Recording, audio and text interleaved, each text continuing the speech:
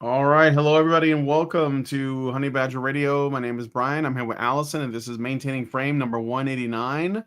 She blames MAGA for her debt, where we are going to be looking at two videos from a popular YouTube channel called Caleb Hammer.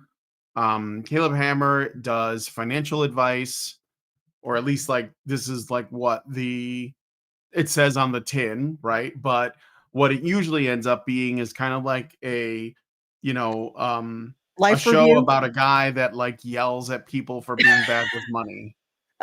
So that's what it is. And he has like mental breakdowns, and sometimes the guests have mental breakdowns.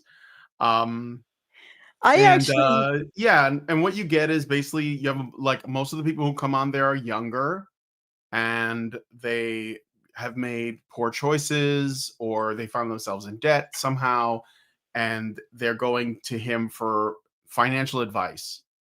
And he does it, but the cost is shame. So we're going to be looking at two videos where the people on his show are trying to blame the rise of fascism for their financial situation, whether that is because the system itself is against them or the existence of the system has caused them to make poor choices, but it's not their fault. mm, And these are one is a woman, the first one, and the second one is a couple. It's a woman and a man. So yeah. that's And as we basically all know, fascism is a code premise. word for masculinity. Yeah, usually. Usually. Is it not So here? Did it this is a actually get request, right? So who Yep. sent this in? Richard Bier did Okay. this as a request. And my first introduction to Caleb Hammer was a short that was taken out of his auditing of an OnlyFans creator. Now, she wasn't a really big OnlyFans creator. She said she had two main supporters, one of whom was under the impression that he might be able to have a relationship with her. And she had a friend. So the OnlyFans creator was sort of like a mid woman. And then she had what they call like a handmaiden, which is a significantly less attractive woman. And the significantly less attractive woman kept white knighting for the OnlyFans creator. Or I don't even know what you call it when it's a woman, and kept telling Caleb, she's just a girl. Treat her, she's just let her be a girl. I mean, like Mhm. let her be audited by the IRS, end up in jail or with a significant fine. Okay. All right. But anyway, it was just that was my first introduction to Caleb Hammer. And he was honestly, I think that when I sort of analyzed it, I thought he was actually being very, very nice to her, because technically what she was doing with her one patron, or what, I don't know what to call him, supporter, client, was technically relationship fraud. Like there is such a thing, and it is not legal to lead people on with the impression that you are in a relationship with them. It is no longer, it used to be called heart bomb laws. It used to only apply to men leading women along, but now it is considered like it's a gender neutral form of con artistry, and it is not actually legal. So Caleb was explaining to her what she needed to do to, I guess, make sure that she was within the law in terms of her taxes and what she needed to declare, and also told her, you should stop doing that. You should tell this client very clearly that you're not ever intending to be in a relationship with him. Otherwise, you're engaging in relationship fraud. I'm not exactly sure if it's termed relationship fraud, but it's that kind of thing. And I looked at that and I said, the fact he isn't actually turning her in for breaking the law is sort of, it's, I'm not going to say it's simping, but it is sort of, it is giving her the girl pass a little. Mhm. Because I'm pretty sure if a man came on his show and said, "Yeah, I'm leading this old lady along. She thinks she's gonna have a relationship with me, ha ha ha," but no, she's just paying for my sneakers. Like he would not be like, "Well, you should be a little careful with that." You might want to reconsider your life choice. I'm not gonna turn you into the authorities, but you might want to take a sharp U-turn on that path of life there. There's a difference. But anyway, it's interesting to see him again. Of course, this one I'm not so sure if it's going to end up being as tied to gender. But we'll see. I don't know. Well, we got a request from Richard, so he's obviously got. Did you watch these, Richard, or did you just see how long they were and sent them to us? I'm just curious. These are like these videos are like an hour and a half, and so they're usually, most of it is just him saying, "I can't believe you're this stupid," and the other people shrugging and grinning like idiots. And I'm not shitting on the content. Like, Lindsay loves this stuff for some reason, but it can be. It's a lot. It's like a lot to sift through. A lot find to sift something through. of substance. So It's entirely possible he just saw this link and said, "Yeah." he was like, "Oh, I bet they'd like this." Thank you, Richard. Appreciate it. Anyway, so yep, this was a request, and I'll do the things. If at any point throughout the show you want to send us your comment or tip, you can do so at feedthebadger.com/justthetip. Very best way for you to send us those funds, and probably the best way for you to send us a comment too, because it avoids YouTube's comment labyrinth, the minotaur in the center of YouTube's comment labyrinth, which is censorship. See how my analogy was very stealthful. Anyway, let's get into it. Censorship. Just call it censorship. You could forego the labyrinth that is you trying to describe the labyrinth. Okay. So we're gonna start with this video from Financial Audit called "She Blames MAGA for Her Debt." Yes, this is what she claims. So let's play this clip. Oh, she's gonna give us a little bit of her life situation. In their hair, they might be afraid that you're the one with razors and scissors. She's a hairdresser or something. That's how she makes her money right now. She does hair. So they are just as crazy as I am, actually. It's fantastic. Oh, okay. What? Very good. So you must be making good money, business. I feel like we're missing a big part of the plot here. Perhaps we should go back about 30 seconds. Okay. I don't know if you're gonna get much, but okay. I absolutely do. A permit. Is that a multi-week process? It is. Your hair's not healthy enough to do it. Huh? Yet. Yours? Yep. You said yours. Yeah. Talking about me. My hair. You talk to yourself in the yours? I absolutely do. Okay. I have third-person conversations all the time. Hopefully not out loud. I work for myself, so kind of. There are people in the chair. If you start having conversations with yourself. So yeah. Oh God. The context doesn't make it better. No. Oh, good Lord. Okay, let's keep going. While you're doing their hair, they might be afraid that you're the one with razors and scissors. They are just as crazy as I am, actually. It's fantastic. Oh, okay. Wait, no, I have questions. Right off the bat. What is this, like the little hair shop of horrors? I think that she does hair independently. Like, it's not like she owns a salon or anything.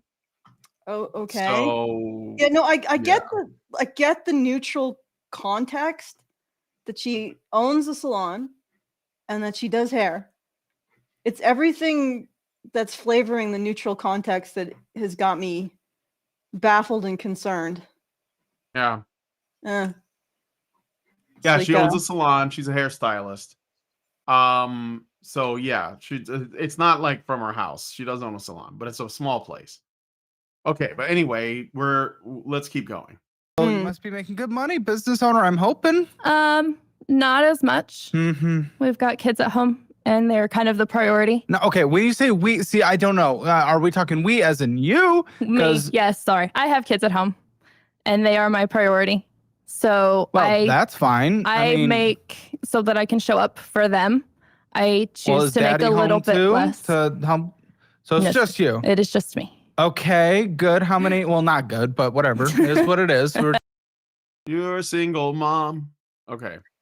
You can avoid that. We gave women like every potential opportunity to avoid becoming single moms or quote unquote exploited by men, and yet somehow it still keeps happening.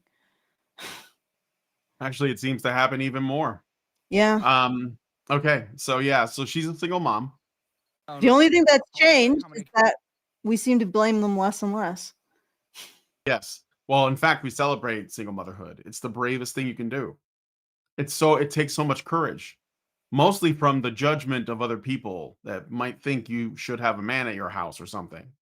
Or that you That's shouldn't where the courage is at, you know. Maybe you should have prioritized having children with the man who was going to have a relationship with them and indicated as such by marrying you. Yeah.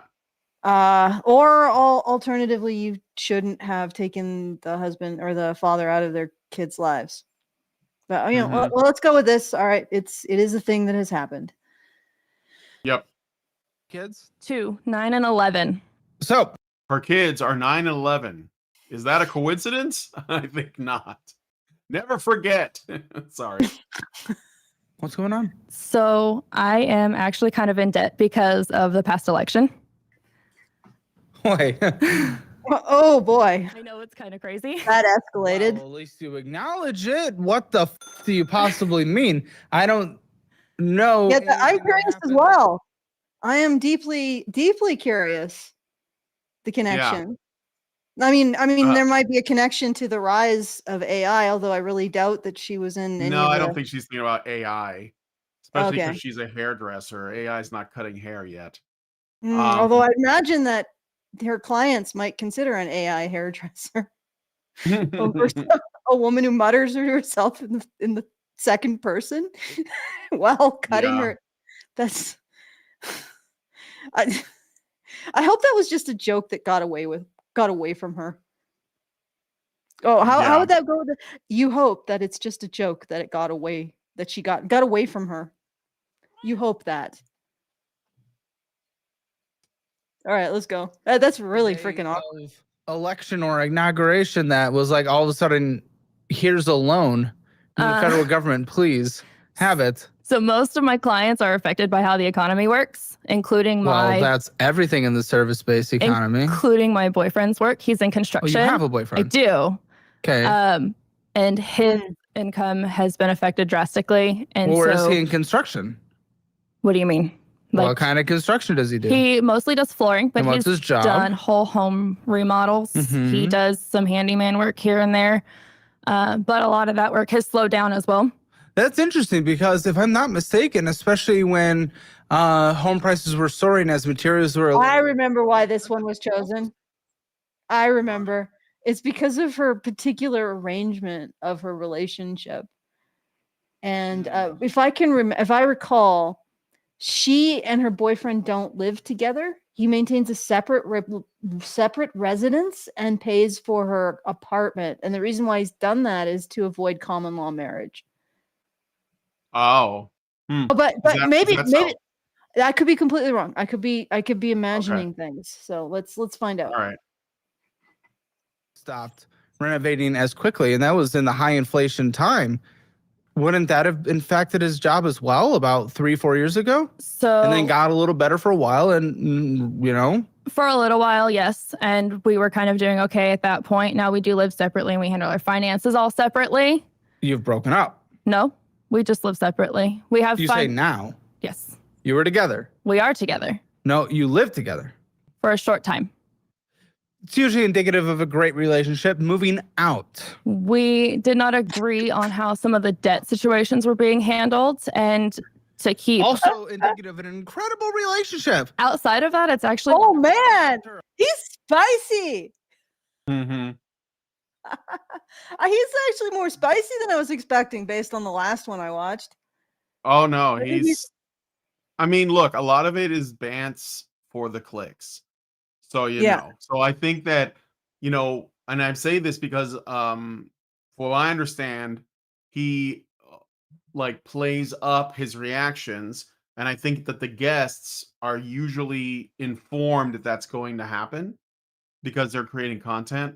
So that I'm not saying nothing is authentic. Like these people are not real people with real lives. I'm saying that everything is dramatized and sort of like amplified for the internet. So he's probably being honest, but they know that this is like the way the show is supposed to be. So outside of the things where we agree on life matters, it's great. Yeah, it sounds like a nice friends with benefits. But to keep each other from getting tied to each other's debts, we decided to live separately. What do you mean? You weren't married? Yes. Living together doesn't all of a sudden make it a legally binding thing. Common law comes into play. Are you in like common law marriage? No, because and a big reason to avoid that is, or a big way to avoid that is not living together. We don't share a mailing address. Okay, so I think that this man has determined that this woman is a disaster. And while she's still willing to hit it, he definitely quit it in a domestic sense. So he's well, at least until their debt situation is figured out. And it might be her debt situation. Like I know she's saying our, but it might just be hers. Which I guess is a smart move on his, because he's not on the show, so I don't know what his situation is. So we only have her word, right? So, but she does end up, I want to say like a few grand in debt, like after they figure out all of her expenses and everything. Let me just see. Yeah, 3,300 in debt. So anyway. Jet. It's not living together. We don't share a mailing address. So it can't be insinuated or taken as we are living together and presenting as a married couple, because we aren't and we don't. So going above and beyond on that. Yeah. So last election. Yes. I'm a little confused. Here it comes. On exactly what you mean by that. Now, I know job numbers, jobless numbers, unemployment. Overall, I've covered this in the live streams on the Caleb Hammer Live YouTube channel ever since like the height of the best employee market in the history of basically humanity about 4 years ago. You know, jobs gained on a monthly basis has been a steady decline. You know, people think the president has a lot more impact than they do. Now, you could yell tariffs, you could yell a lot of things, right? Which I'm sure you will. No. I really. Okay, that's interesting. I'm glad that he keeps a sort of a neutral line. That's something I would definitely agree with. I don't think presidents have as much of an impact on the economy as we are led to believe, or want to believe. So, okay, let's hear what I agree with that. I mean, I think that like it's almost like the stock market, like companies react to it's kind of emotional in a way.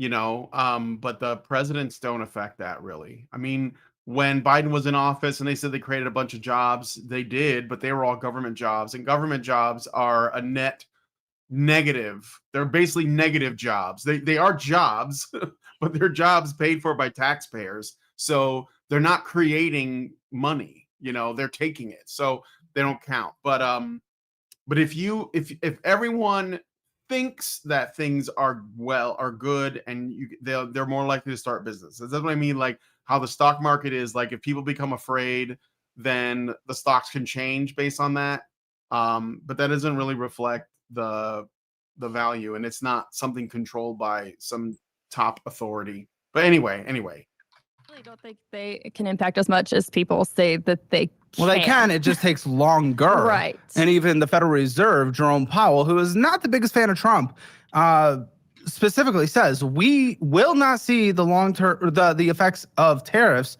for like a decently while. It takes a long time to filter through the economy. Yeah. People get hyper political and excited online. Like, but you know, it's whatever. But we're on the same trajectory and trend that we have been in terms of job numbers added on a monthly basis. Right. Like if we would be almost in a very similar economic thing we're in right now if Kamala was president as well, would you be saying the exact same thing? That because of the last election, you have lost money? Ooh. So you blame everyone. What? What? Is this just bullshit? Like, did she just Just get a hat full of little cards of potential things to external things to blame and just pulled the election out. Oh, that sounds clever and or sophisticated. I'll just blame the election. That happens every 4 years. Just the election, not who was elected, not Trump, and apparently not Kamala. I feel like she's trying to avoid being cornered, honestly. But you know, let's Yeah. Well, she let's hear doesn't the girl want math. to say that she was that. Yeah. Anyway, let's just keep going. Yourselves. No. You can blame economic Because conditions. I bet people do less home renovations when things aren't as juicy. It's people borrow for home renovations. Interest rates are still high, even though they've come down a little. Even still, people are less likely to invest in renovating a house when interest rates are high. I've looked at potentially moving out of the country, and it's just never feasible. What does that make sense for? In what way? Where the hell would you move? No. Yeah, go ahead. It does. It's not better anywhere. It's not better in Canada. I don't know if it's better or not. I don't think it's better in Australia. I mean, No. Yeah, it's not better in Europe. Well, this is just like a thing that these like that people are just like, I'm gonna move to this other country, and it's like, but those other countries are not better. But they don't believe that. They are certain that Canada's better, or the UK is better, or Europe is better, or Australia or New Zealand. But none of them are like, I'm gonna go to Honduras. Like nobody says, I'm gonna go to Nigeria and start a company there. I mean, maybe there are opportunities there, but they're not thinking that. They're usually thinking about Europe or Canada. So yeah. Okay, let's I feel like this is just we're just digging a girl logic hole. Yep. Yep. Well, I think most of the people who go on his show are women. Mm-hmm. I think so. I didn't look into the numbers. I could be wrong, but from just like Lindsay listens to this stuff in the background while she's doing other things, and I'll always hear a woman on there.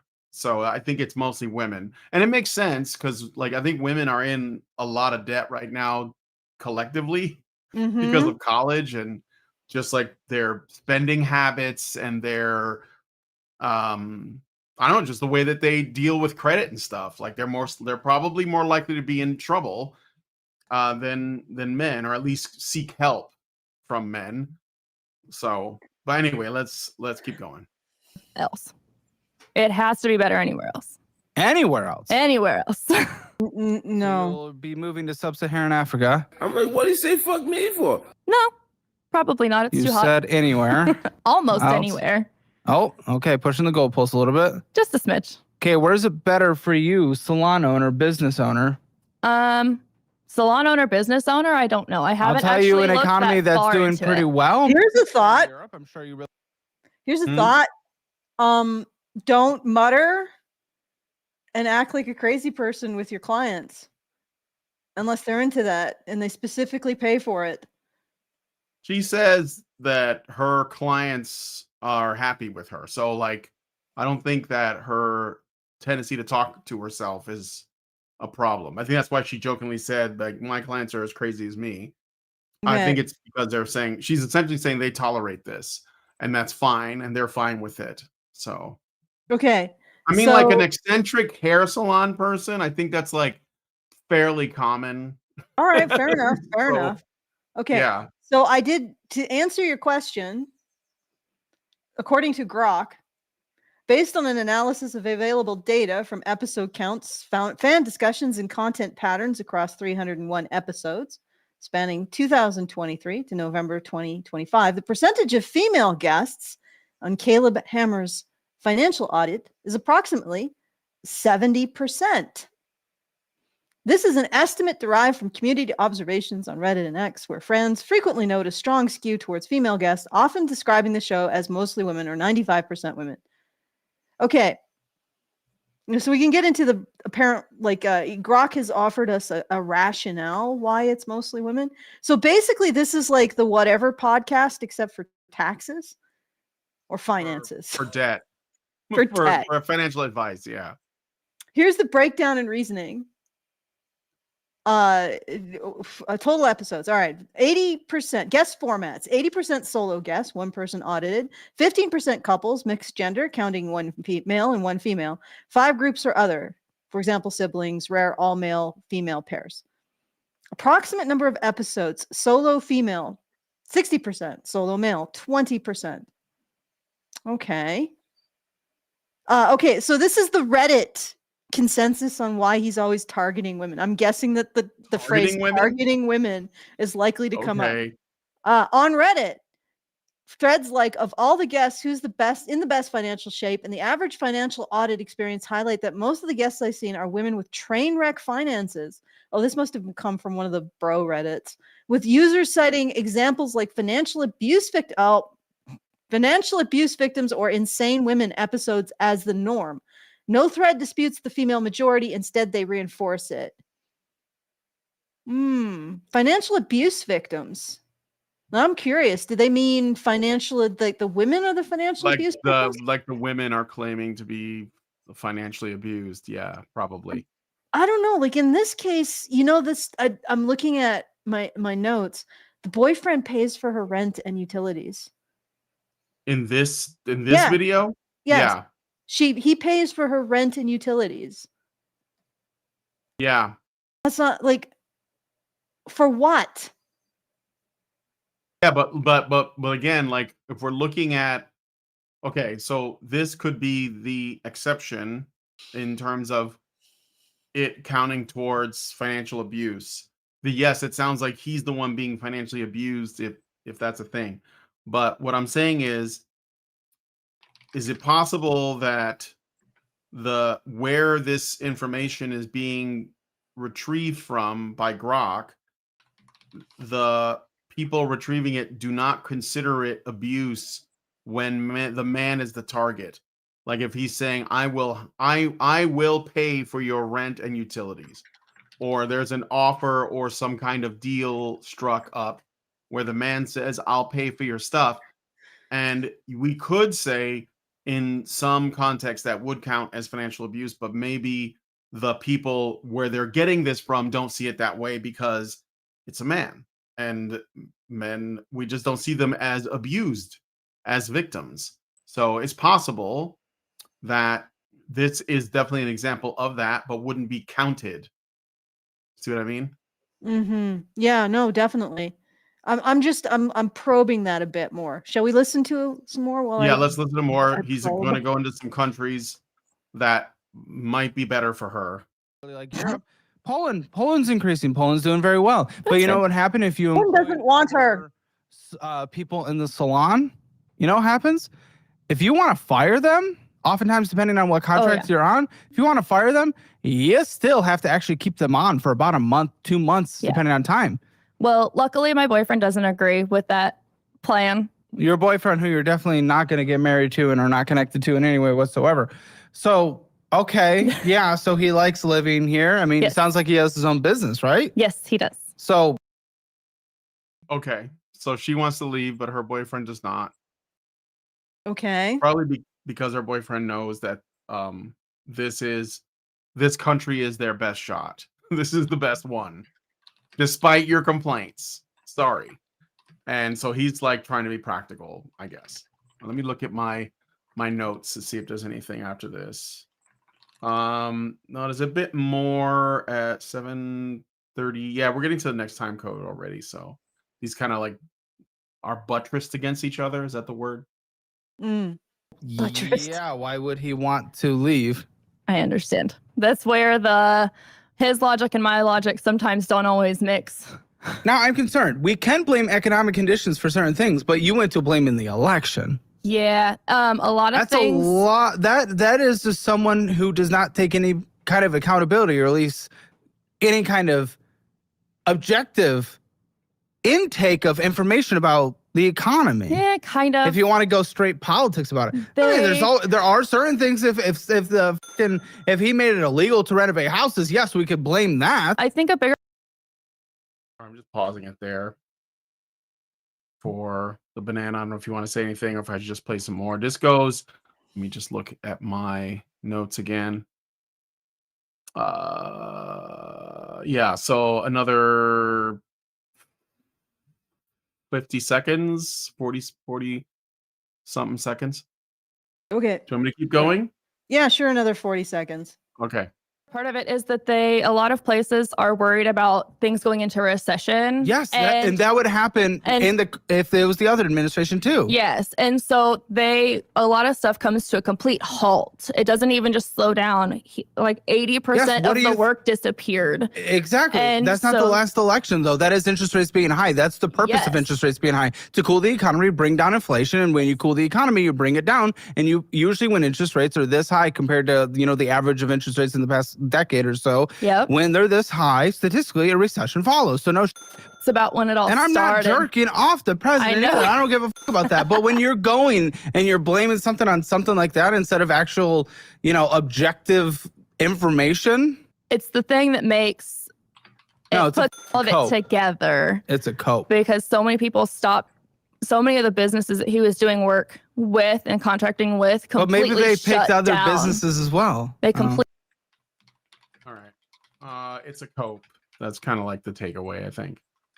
She hasn't even really buttressed the cope with any deep like could you make an attempt to explain it? I don't think she does. No. Never. So she just basically just says, "Oh, it's the election." She wants it to be she wants it to be the election. She wants it to be the fault of the orange man. Because I don't really know. She doesn't want to say it. I don't know that there's a step 2. It's just blame the orange man, and then that's it. Yeah, but the thing is that he probed that, and she said, "No, it would be the same with Kamala." Is she just not willing to admit? Well, she doesn't. Yeah, that's it. This is cognitive dissonance. It's cope. It's like you said. It's a cope, because if you know that it wouldn't have mattered, either way, and that there are other people that are living in the same planet that are going through the same thing, and they're not having this problem. So, like, what, like, it's like right in the beginning, he said, so are you saying that because an election happened, all of a sudden you had a loan and a high interest rate and, and all these problems? Or did you already have these problems? And now you're just trying to figure out something external to point the finger at. And that's what you chose. And you would have been in this situation no matter what, because ultimately a president doesn't affect your debt. So, it's a cope. It's all it is, just cope. Probably she had other people in her ear telling her that this is the case. I don't know. Maybe some of her customers. Yeah. All right. So this is the last time code I have here. Something you own. You're trying to sublet. Your entire business is subletting. This is not great. The goal is to purchase the building. The current building owner is actually retired. Yeah, but you need money. We do. Because a retired person doesn't mean they're going to give it away for free. That's actually... And if we're on the show, you're not doing well. No. And if the boyfriend's money has dried up due to the last election, then good luck. It is starting to pick back up a little. Or it's just a lot of catch up. The catching up? Mm-hmm. I mean, he did a lot of work to get caught up. I just wanna. So things are improving. Okay. Yeah. For him. For the boyfriend, yeah. For the boyfriend. So I guess he'll be able to fund her projects. Yay! Yeah. I'm guessing that Caleb probably never mentions that. Like doesn't even point out that he's funding her rent, her utilities. And if she's talking about how his job picking up is going to benefit her business, Caleb doesn't say, wow, that's interesting. Ever point out that the boyfriend is underwriting a lot of her costs. That's what I'm doing right now. Investment. Yeah. I think that's definitely. Oh, okay, he does. We just need a time code. Yeah. I'm getting What is it. the specific? Oh, come on, give it to me. Okay, yeah. Come on. Yeah. 24 minutes. So did we Okay. listen to this whole thing already? Yeah, we did. Was the cope bit. Okay. Yeah, okay. So 24 minutes. She talks about her boyfriend. We'll go right here. People are figuring out a way. I can't speak on it. I don't own a salon. Yeah. But to suggest that you can't, f off. So he pays all the rent and utilities? He pays the rent Has he ever utilities for missed the it? shop. No, he hasn't missed My it. goodness. Why are you are you even dating him to date him? Or Yeah. are you businessing him? No, absolutely dating him to date him. I don't know what I would do in life without him. And what's actually. this owner going to sell the Probably have no money and be homeless. That's why. No. I don't know what I would do without him. Yeah, because he pays for everything. I mean, I know that's no, that's what it sounds like. That's it. building for? That discussion hasn't entirely been had yet because we are not all there yet. He's not ready to sell it yet. Oh! But that was his deciding factor in picking us to take the space. Does he know how you are? No. They get their rent checks on time. So outside of that, they don't need to know. Fully building out started at 20, ended up going to 30, and then 40 to 50? What the So now it's gonna be upwards to 70? Started at 20, went to 70? Yeah. See, that's you. That's actually not. Come on, tariffs didn't move it. Okay. So she's still trying to say it's tariffs. All Mm, right. Yeah. I don't know. I don't know if No, it's- Huh? Okay, but so this isn't the part where she talks about her boyfriend.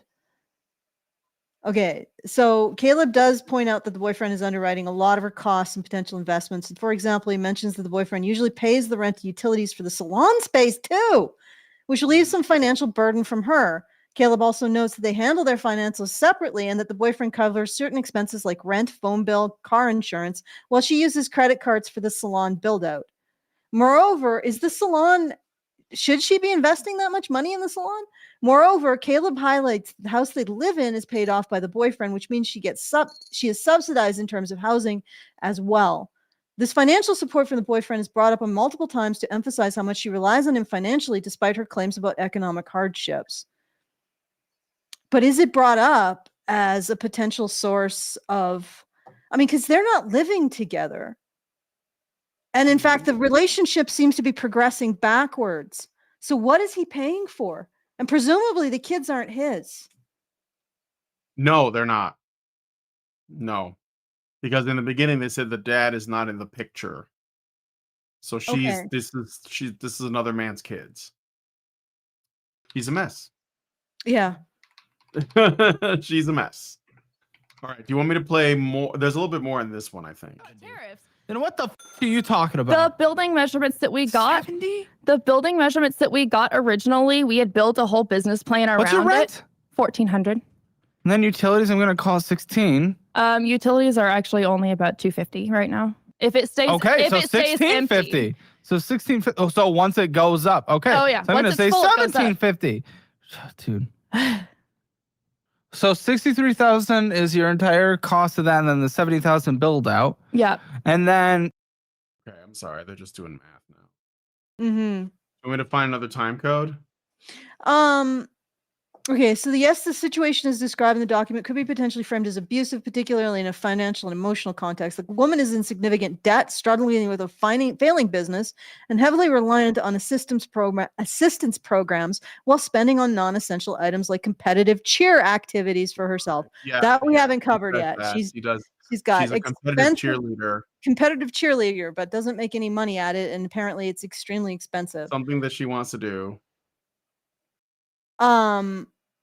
Okay, the financial advisor criticizes her for poor money management, lack of accountability, and making choices that negatively impact her family's well-being.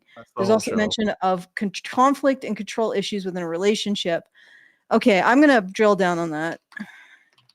And Richard says she's on food stamps too. So she's on SNAP. For now. Not anymore. Let's play this clip while you're drilling down. is it you or them? Them. Absolutely them. 100% them. Okay. Like I beat them out in court. 100%. Especially in a major blue city. We do have some. Have to be the Just going back a little bit for the context. self-employed queen, a businesswoman of the century on Time magazine. You can go get a fucking job. The problem is one of my children is special needs and to get him to appointments. Buddy, you're low income. I know for a fact you understand. could have assistance. We Especially do in a major city. We do have, especially in a major blue city. We do have some. I do have food stamps, and I do get some child support. Child support from yes. daddy. How much comes in? From one of the dads, it's there's 2 dads. There are. I tried to do better with the second one, but it. Oh my God. Oh. 2 different dudes and a boyfriend. Holy shit. And the boyfriend pays for her, and one of the men is paying child support. Yes. Okay. Yeah. All right. Okay. Let's hear what she has to say.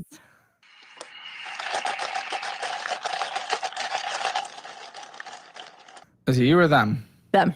Absolutely them. 100% them. Okay. Like I beat them out in court. 100% them. Well, that's good. But you call yourself we, so I'm struggling. I do. Plus, I mean, she's saying it was all him, but she had kids with him, a kid at least. So yeah, you chose him.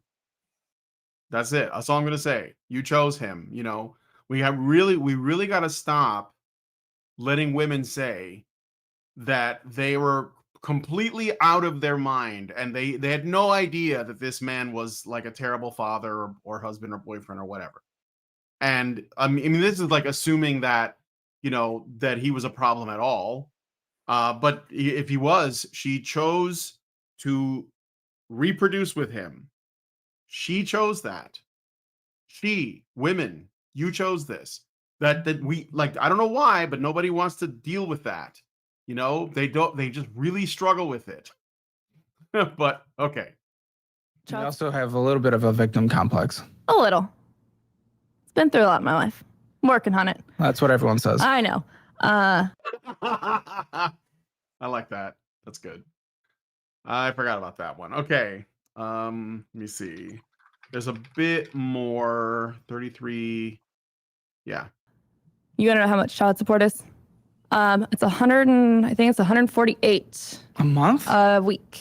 Oh, thank goodness, because that's not much. I know. Times 52 divided by 12, so we'll average it out at $641.33 a month. Roughly. Why doesn't the other dad give money? Job hopping. Uh-huh. Yep. There's a whole lot going on in there. Uh-huh. So the other dad so he just doesn't have a steady job. Yeah. I wonder why she's with the current boyfriend. Yeah. Are you saying that tongue in cheek? I wonder why the other boyfriend's giving her money. When I do have So child support from and him, food stamps 321 per month. Okay.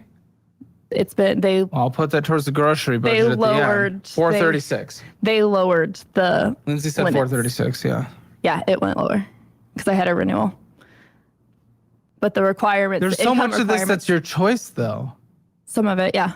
You don't need to be doing this self-employed bull. Again, you're not trying to get on the cover of Time magazine. What are we trying? Absolutely not. Woman power. Like I don't give a about that. Trying Go work a job. I'm trying to have a job that I want. Okay. I got a super chat from Xeranx who says, too soon to mention alpha fucks, beta bucks.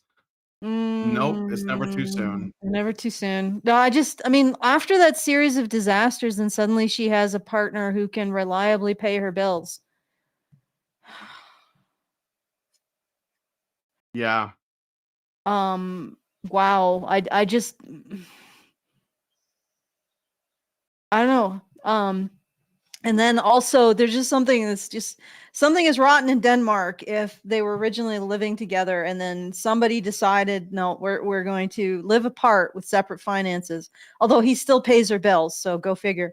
I mean, that is quite a monthly cost just to get something to separate like that, if you think about it. Mm-hmm. Okay. Let's keep going. Are we almost done with this one or? Yes, we're almost done with this one. Okay, let's I got one more minute. 36 minutes to 37. So unless there's something that Richard Bier wants us to respond to. good boss. Exactly. But you are failing them by making $1,000 a month because you're trying to build your business that is a failure. And that like that doesn't- is your choice. Yes, yeah. You will find a lot of bosses, a lot of businesses. The business that my families work for, you know, my business specifically, if anyone has an issue, of course, they should go deal with it. That is what would happen. You can find jobs. Not every job is some massive corporate overlord, bank teller, whatever. You'd be surprised at how many there are. And No, of course there are some. I'm not saying that too. But you live in a major metro area of the United States. I'm not you saying you can't get a job and you're gonna allow yourself to just make $1,000 a month while having 2 kids is not acceptable. I didn't say I can't get a job. Then go get a fucking job. Okay, that was the last time code that I have, but he ends up helping her put something together, but she is getting government support, which she's complaining is like being reduced, like the amount of food stamps she's getting, because she doesn't really need them. She could get a job, she could work something out. I think that she's trying to like realize some dream of owning a hair salon, and having 2 kids from 2 different fathers and a boyfriend that doesn't live with her but pays for all of her stuff. And she's in debt. But yeah. Allison, I don't know if you wanted to say anything, but that was the last timestamp that I have here, unless you want me to do something else. Well, I was looking. Apparently, it's the accusations of financial abuse are about as you expect. For the most part, on Reddit, they are talking about women being abused. Apparently, yes, it's about 85% of the time somehow, even though the women are the ones in this financial distress. They are the ones who've been subject to abuse, according to them, of course. In many cases, when they're solo, I mean, they're the only person being talked about. And let's see. So the woman is the victim, according to the Reddit financial abuse framework, 80 to 85% of the time. The man or husband is 15 to 20% of the time. And apparently this is when the woman is identified as a potential abuser, it's softened. So it's seen more as enabling as overt abuse. Okay, so where solo female audits frequently involve post-divorce or ex-partner abuse stories, while couples highlight male control. However, when women are abusers, it's typically downplayed or tied to enabling behaviors rather than outright malice. All right. And also, Caleb Hammer is being accused of not being conciliatory enough to the narrative around women being subject to financial abuse. But that's why I'm asking this. Like, is this situation financial abuse? I mean, if we reverse the sexes, it could be considered it technically, but I don't think Reddit would consider it financial abuse. Of course not. Yeah, of course not. It's just a man paying for a woman's things. It's just patriarchy backfiring or something. If there's any sympathy at all. Otherwise, this is how you girl boss. You get men to pay for your things, and you get your business, and you get your child support, and you get your SNAP. Okay, so I basically just flat out and said, Grok, okay, analyze what's going on with this Reddit community. That's, I mean, I know it's Reddit, but it is a epicenter of cultural commentary. So and I asked Grok if there is any inconsistency. We need to build a wall around Reddit. Yeah, we need to build a wall. Make them pay for it. Yeah. I asked if there is any inconsistency. So basically, double standard in how Reddit views financial abuse when we're talking about women versus men. And yes, the Reddit Caleb Hammer framework for analyzing financial abuse is strongly biased against recognizing male victims. And this bias is both structural in how discussions are framed and cultural in how evidence is interpreted. The same patterns that emerge in episode narratives, fan commentary, and Hammer's probing consistently downplay, dismiss, or reframe male victimization while amplifying female victimization, even when the underlying behaviors are identical. Below is a rigorous evidence-based breakdown using the exact same analytical framework the subreddit uses. Okay. All right, so if we just reverse the genders, what they consider to be a skew towards male abusers immediately becomes a skew towards female abusers. Well, so in other words, it flips them. Who was an abuser becomes a victim, and who was a victim becomes the abuser. I should actually carefully qualify that and make sure that's true, but preliminarily that's true. All right.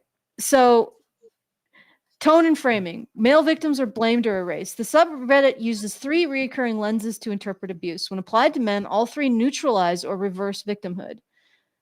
Control equals abuse. Applied to female victim. Wife monitors spending, yields gaslighting, isolation. Applied to male victim. Husband monitors spending, provider stress, necessary. Male control justified. Okay, all right. But that's okay. I think we're in a little bit in the weeds here. So I have to work with this a little bit more to get a clear answer. And maybe we should go to the next time code. All right, I'm gonna go to the next video then. That was it for that Yes. one. Okay. All right. All So right, this cool. is a couple. You're gonna love the way these people look. And their claim is that it's the same claim actually. They live in a fascist state, so they can't get I don't know, they're struggling because of something. All right, here we go. Hi, I'm Savannah Grace, and I'm 27 years old. Hey, I'm Steve. I'm 28. We live in Arlington, Texas. And this is Financial Audit. Thanks for coming down to Austin, guys. I appreciate it. Savannah, you're the thanks. one in front of me. Oh, you're welcome. What do you do for a living? I'm currently unemployed. Great job. And what do you do? I'm a senior systems administrator. Okay. Dig the mustache, guys. Mm. It was going to be starting your own brewery. Okay. I want to open a game store with a I think cafe. I think he's talking about your hipster mustache. Yeah. I can see I get it. But So you're, what do you're you- not off the mark entirely. hipster mustache stuck in 2010 and Sure. septum piercing. So I got the Yeah. full combination right You in got front the of me. classic. We're definitely hitting the checks on the checklist. Okay, so let me see here. 553. So she doesn't have a job, and he has like a middle management thing going on.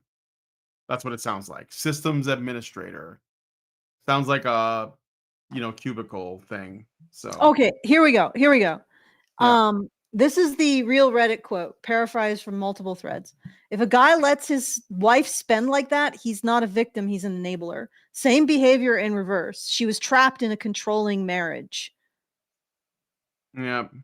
Yeah, so that there is a significant double standard. I think even Caleb has apparently a double standard too. That he actually refers to financial abuse with his female guests, but not necessarily with his male guests. All right, so example. A man in a couple's audit reveals his wife maxed out joint credit cards on luxury bags without telling him, Hammer, you need to communicate better. A woman in the same scenario, Hammer, this is coercive control, you're being financially abused. So even though he's applying this sort of gendered lens, which picks up female victimhood far more frequently than male victimhood, the Reddit feminists are still incensed that, I don't know, he's not bringing out his flamethrower and incinerating the man and swooping in and sending the woman into who knows, like his Caleb's funded shelter for financially abused women. I don't know. So, but that's there definitely is a bias here when it comes to recognizing financial abuse. All right. Yeah. Sorry, continue Well, with your it's just section. like I said, like I knew that they wouldn't. I think that a lot of people wouldn't see a man paying for a woman's lifestyle to be financial abuse, because that's And what yet- effectively he's doing. So Yeah, and yet the reverse would be suspect of Absolutely, being it would be financial terrible. abuse. It would be terrible. Yeah. They'd be trying to make it illegal. So, okay. Turned 18. She Yeah, decided she's to go gone. live with some other family members. My 10-year-old sister is currently about to be placed with her mom. Oh, okay. Interesting that she wasn't already, but I get it. Life's complicated. I get it. So, All right. I was trying to. This is not the time code, but for some reason it wouldn't let me pick the time code. So this is it right here. what are we talking about today, guys? What are we talking about? What's going on? We really want to get the fuck out of this country. Yeah, In the we'd next- really like to move out of the Yeah. United States. That was a big thing that we were in And alignment go on. where? Like We have a few options that we Yeah. talked about, like New Zealand or Or, France. That's not a cheap one. Italy. That will be a failed one. That'll be an extra failed one. Germany, Germany's Northern okay. European countries like Denmark, Switzerland, Netherlands. Guys, anybody from the Netherlands or Switzerland or Denmark there that wants this couple that are trying to escape the evil fascist Nazi America? Because Mm. that's what they're the mustache. Just look at the mustache and the glasses and the septum piercing, and I think you guys know. Zeranx gives us $2 and says, "I initially thought that was Steve Zahn." By the way, for Super Chows, Richard BR sent in a song request.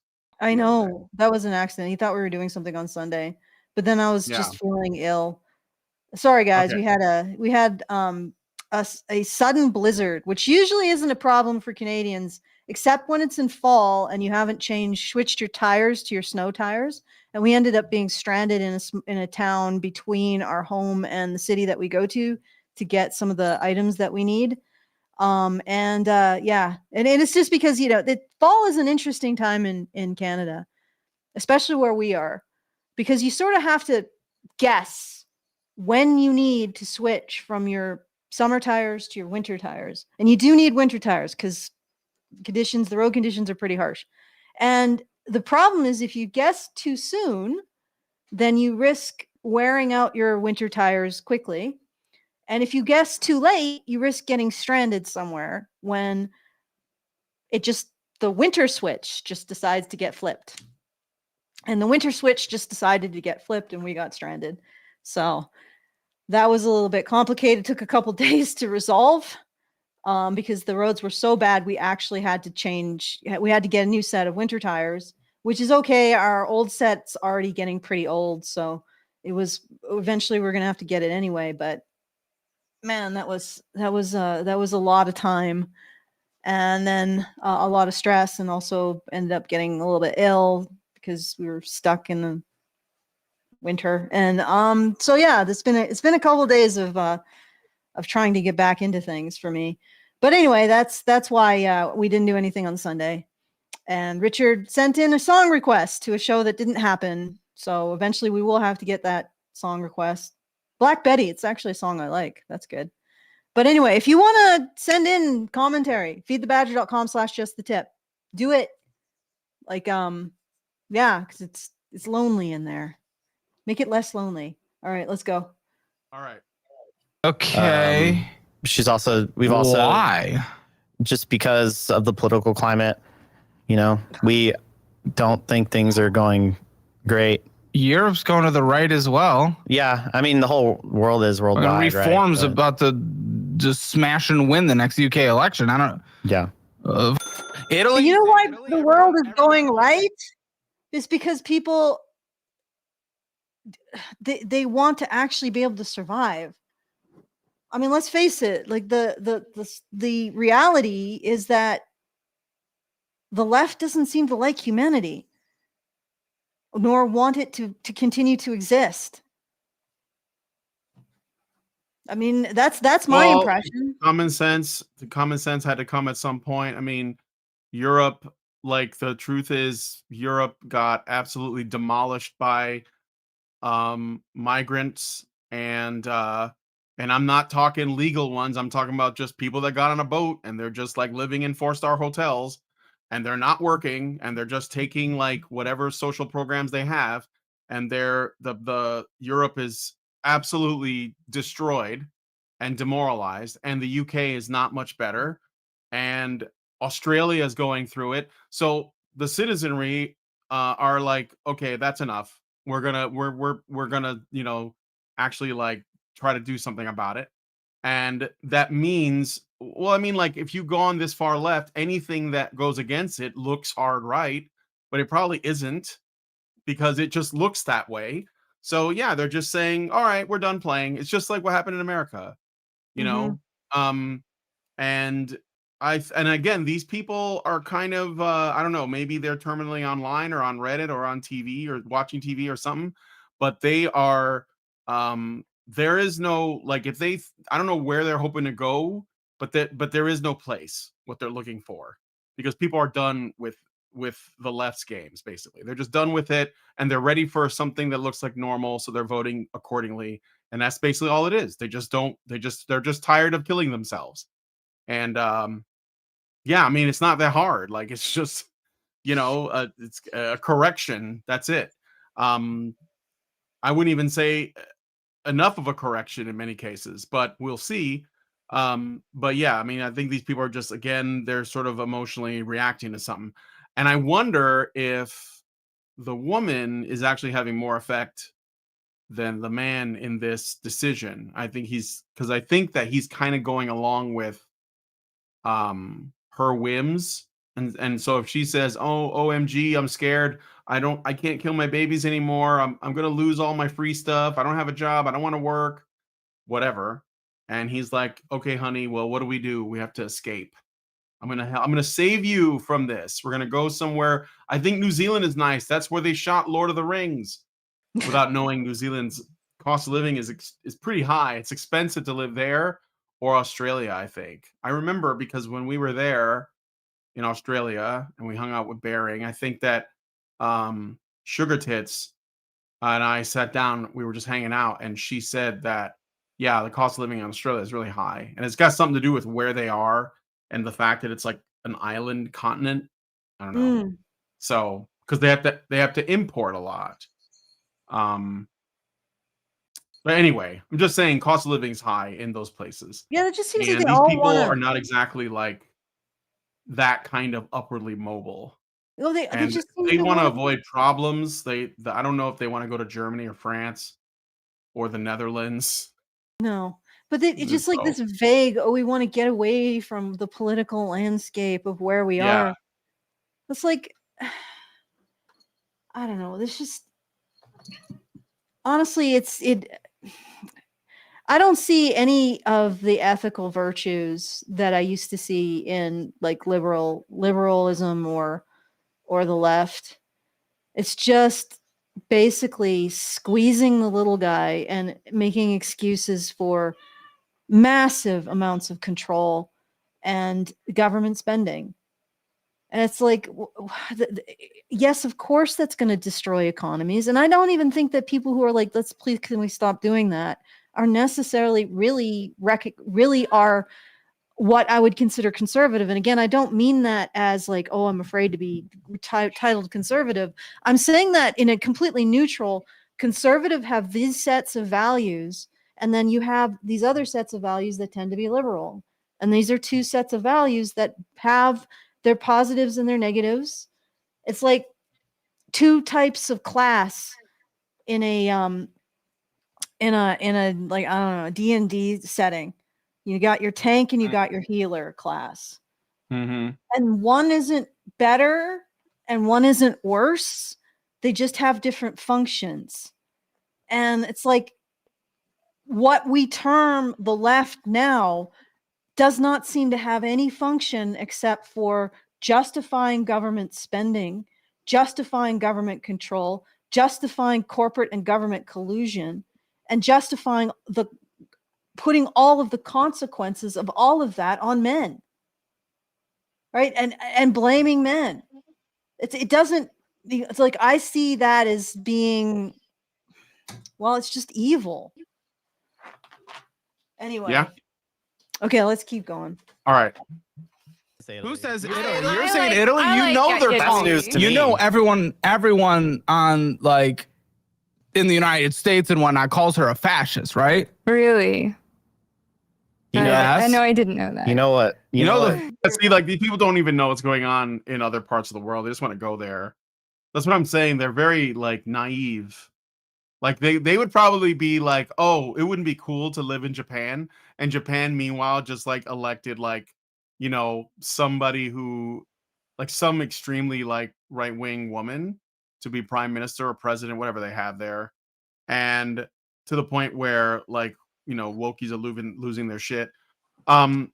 So yeah, and because again, Japan was starting to experience a migrant problem, like where they were getting all these immigrants, and Japan was like, "Nah, we're not losing our identity over this." So they elected somebody to fix that problem for them. The right's gonna likely win in France as well. You know what Italy did in World War II, right? Well, yeah, okay, yeah, I know that. I don't know why we're talking about 100 years ago, but okay, yeah, 80. But Oh, Lord. Look, man, you're asking normies to talk about history, and there's only one thing in history that people can talk about. Yeah. World War II is everybody's favorite topic. All right, let me see what other time codes I have here. 710. Oh, there's still a little bit more on this one. So Okay. okay, and how's this productive to you guys? Because you're making a United States income right now, Mm-hmm.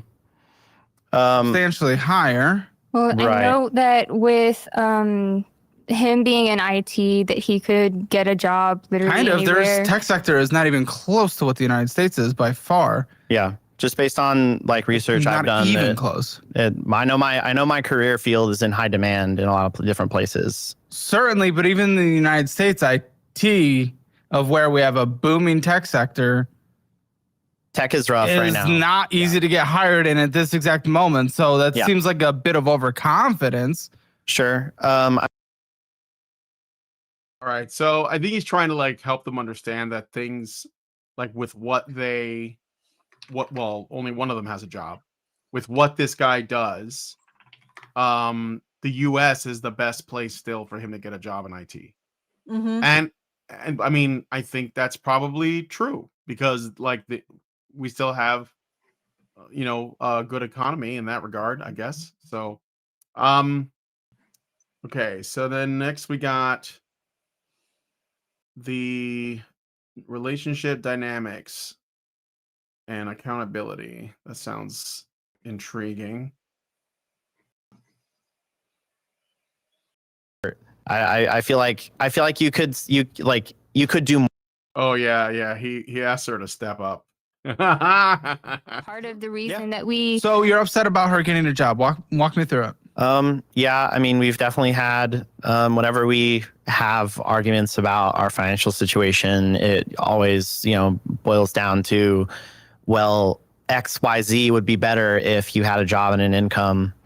And yeah, I mean, I feel like you don't like put in enough effort. I feel like you could do more. Like, you sleep in a lot and I'm cooking, cleaning, taking care of the animals, watering the plants. He's watering the plants. What the hell Okay. does she do?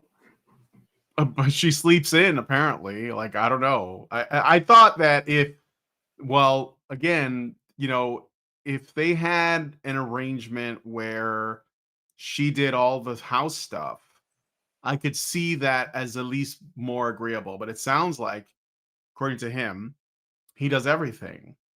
He does the whole shebang. Yeah. Hmm. And I water my plants. You don't water my plants. Your plans. Sorry, I lost my awards. I'd give one, but I can't find them right now. I'm sorry. I lost my awards. Okay, sorry. Continue. I mean, the plants is just one thing, but like I still like contribute in every area on top of working. And then I just, I am worried that you're taking advantage of me a little bit, but like, That's a Wow, bit of a long that's- pause. Yeah, there's some serious that pause. There's a lot of There's a lot of wheels moving in that pause. Yeah, it's a swole. They call it a swollen pause. And it's I don't not know. actually funny because this guy is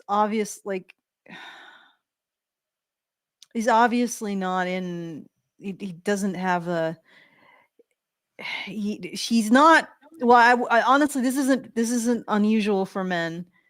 He's probably a little scared of her, Mm, yeah. and it does sound like she's taking advantage of him. So I wonder what happens. I wonder what we're about to see. How is this going to be dealt with? Because this does sound like it's not just financial abuse. Basically, she's just taking advantage of him. And I mean, I guess you could say the genesis of that is probably, I mean, if you look at the differential in looks, although again, women can emulate a lot with makeup, but you know, maybe she feels like she's the table and he has to bring something to it. And if that was reversed, the genders were reversed, we would recognize that as a form of abuse and entitlement. But okay, let's see what happens. I'm curious now. All right, I got a super My chow, curiosity. so I'm gonna read it. I got a super chow. Great Indoors gives us $5 and says, "This morning I was listening to Disparo's review of the pilot episode of All's Fair, and it made me wonder: did MRA successfully infiltrate Hollywood and greenlit this show to completely expose the Hollywood elite, feminism, and the divorce industry of the entire world? Because it sure comes across that way." Well, I have not seen that show or the Disparu review of it. I think So All's I'll have to like Fair check it out. is Huh? I have heard about that. I think it's like I think it has I think it's about a bunch of women actually.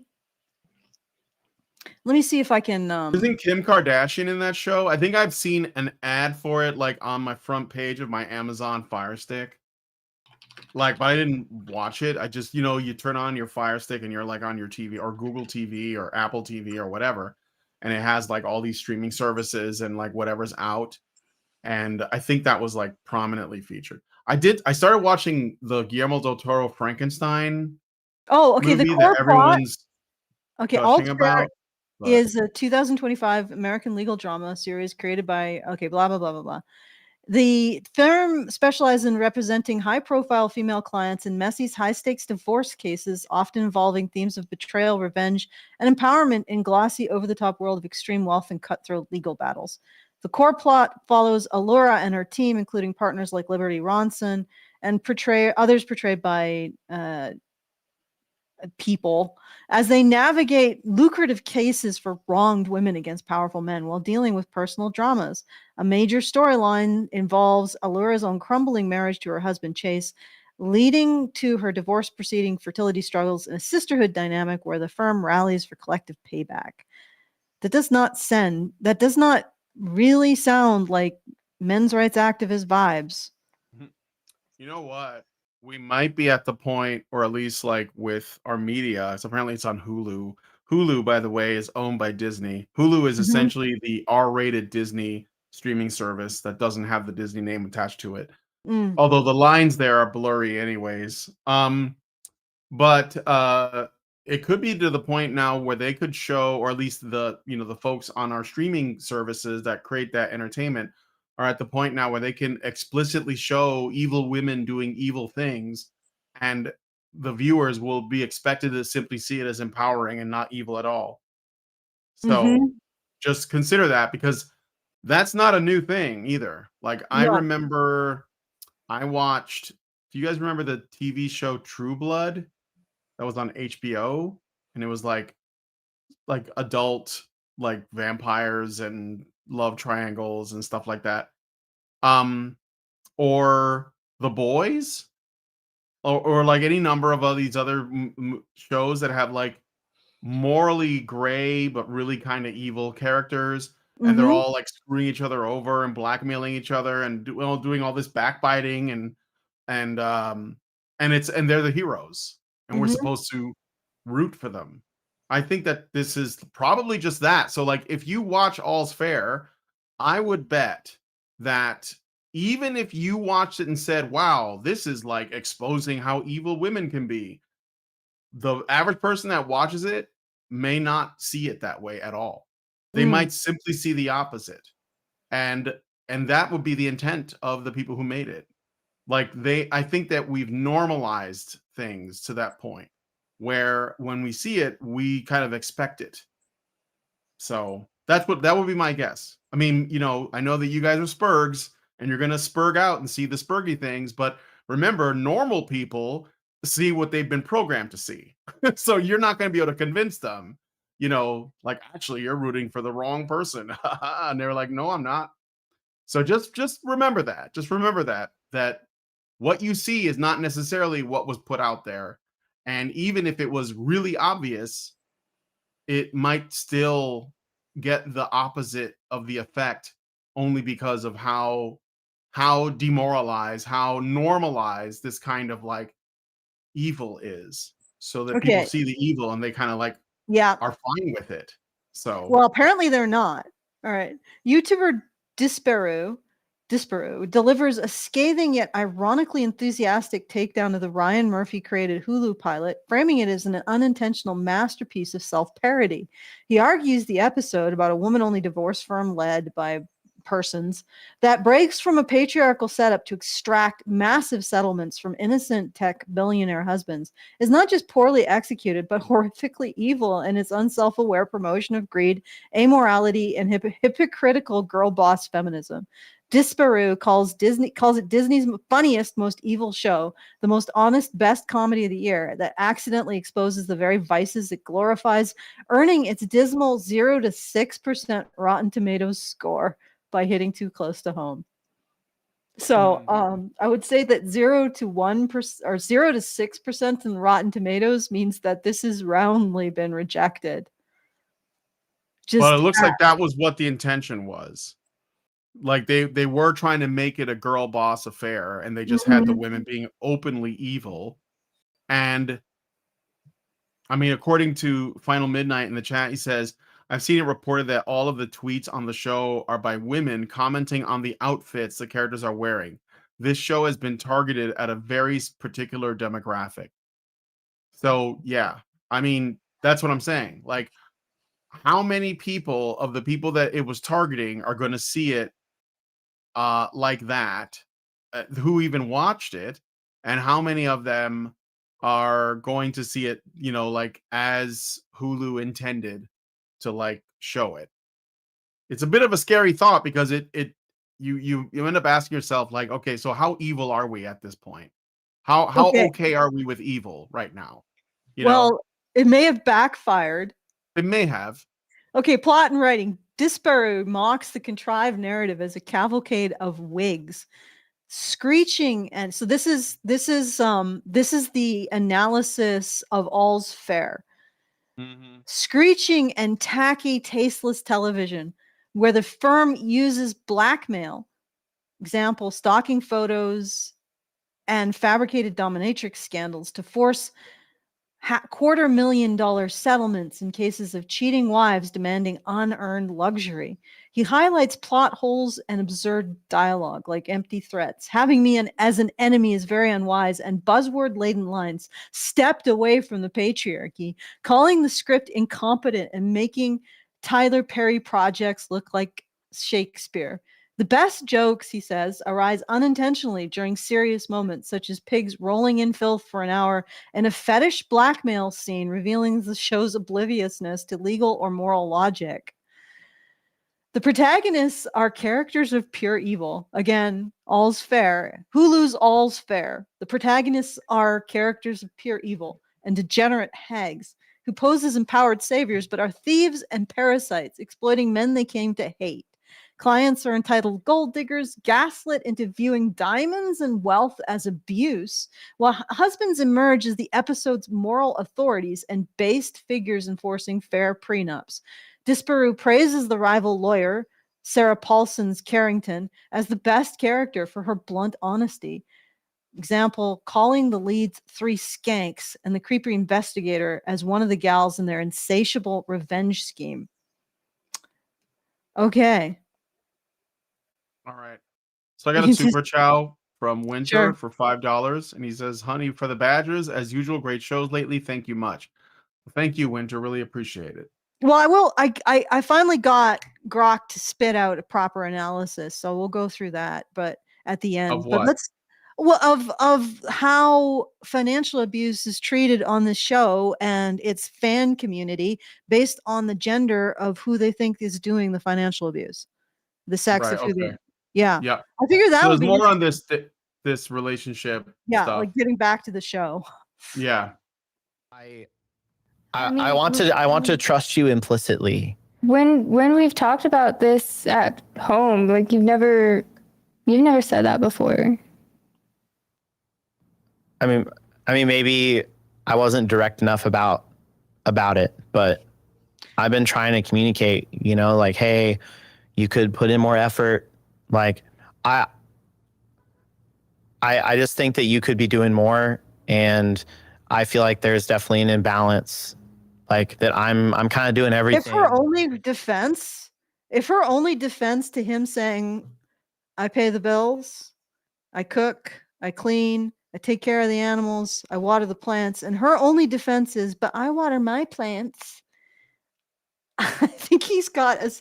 I think he is being taken advantage of. Yeah. Right. And you know, you're not even working, you know. Remember when you said your exes were financially taking advantage of you? Now, Oh, here's the thing. that- You're right. He may not. Whoa. She Yeah. said So the that- guy said that he has history of girls taking advantage of him financially. Oh, I thought it was she's had history of men taking advantage of her financially. Oh, I don't know. Yeah, let's just confirm that. Keep going, but I'll get a All right. confirmation on that. And I feel like there's definitely an imbalance, like that I'm kind of doing everything, and you know, you're not even working, you know. Remember when you said your exes were financially taking advantage of you? Okay, stop. In the show, the woman mentions that in her past relationship, she was the sole breadwinner and implies that her exes took financial advantage of her. This is discussed in the context of her previous relationships and financial struggles. The man, on the other hand, does not mention having. Oh. Well, the likelihood that that's true is now moving down to 0. Mm-hmm. That what's true? That she actually had exes that took financial advantage of her. Oh, okay. Do you really think that this behavior just suddenly switched like this out of the blue? I don't know. Okay, I mean, let me probably just not. I don't know. Probably not. Okay. Right. Now, here's the thing. You're right. He may really not have feel said like that, but this happens in. I What? actually really feel for that dude. I mean, he's a little bit of a he looks a little bit Bugman-ish, but even Bugmen have feelings. Bugmen have feelings. Yes, they also they do. If you They also cry. cut them, do they not bleed? All right. This isn't obviously official as couples therapy, but in settings similar to this in couples therapy, that's where the real thing comes out. That people hold back from wanting to say in person because they don't want to start a fight. They don't want to start an argument at home. This is that, and to use language. Dude, that dude is terrified. Yeah. And this is actually really common for like men that they are afraid of confrontations with their female partners. This is actually this is normal for men to be scared of confrontations with their female partners, or to be nervous about them, or to have an increase in adrenaline and I think cortisol at the idea of a confrontation with their female partners. That's really common. And I highly doubt it's something that's unique to this era. So probably this is something that has happened since the dawn of pair bonding in the human race. And in the context of that, it really makes you wonder why most religions that are part of any kind of advanced civilization or empire have this statement that women need to submit or trust or listen to men. Specifically, they say that. And it's always like this is consistent with every advanced empire, every advanced civilization that got past subsistence level survival. Okay. All right. A safe place. Fair. I try to be that for you. You know, I want you to be able to come to me with stuff and talk to me about things and be open. And, you know, I feel like I don't have the same opportunity. I feel like if I bring stuff up, like you get upset and you get angry. And Tell me about that. Tell me about how those conversations go, where she gets upset and angry. I'm just pausing there for the Yeah, that's a banana. good place to pause. I'm wow, this is actually really topical. I think we owe Richard Pierre an apology. Yeah, No, you I don't don't do have that. to. Okay, No. but no, seriously, yeah, this was very well done. This was very well You chosen. could have just said, "Here's the time code," and that would have been great. Yeah. But yeah. Okay. well, I'll just bring something up, and I end up having to comfort her at the end of it, you know, because it's like she'll start saying I'm such a like worthless partner. No, she says that about herself, and then I have to be like, no, you're not.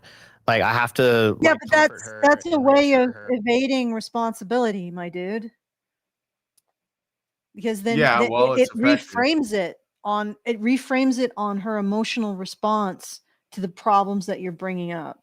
And then it becomes all about her emotional response, and then the problems disappear, right? They become not important, and you can't bring them up again, because then she'll have this breakdown where she exaggerates what you're saying. You know, maybe you could take out the trash, becomes, you think I'm a horrible slob, you think blah blah, and it's like, I am worthless. And it's like, well, no, I think that you could just remember to take out the trash. That doesn't make you a worthless human being to forget, right? And so this is actually a offensive maneuver. Like she is actually Emotional silencing Tai him. Chi.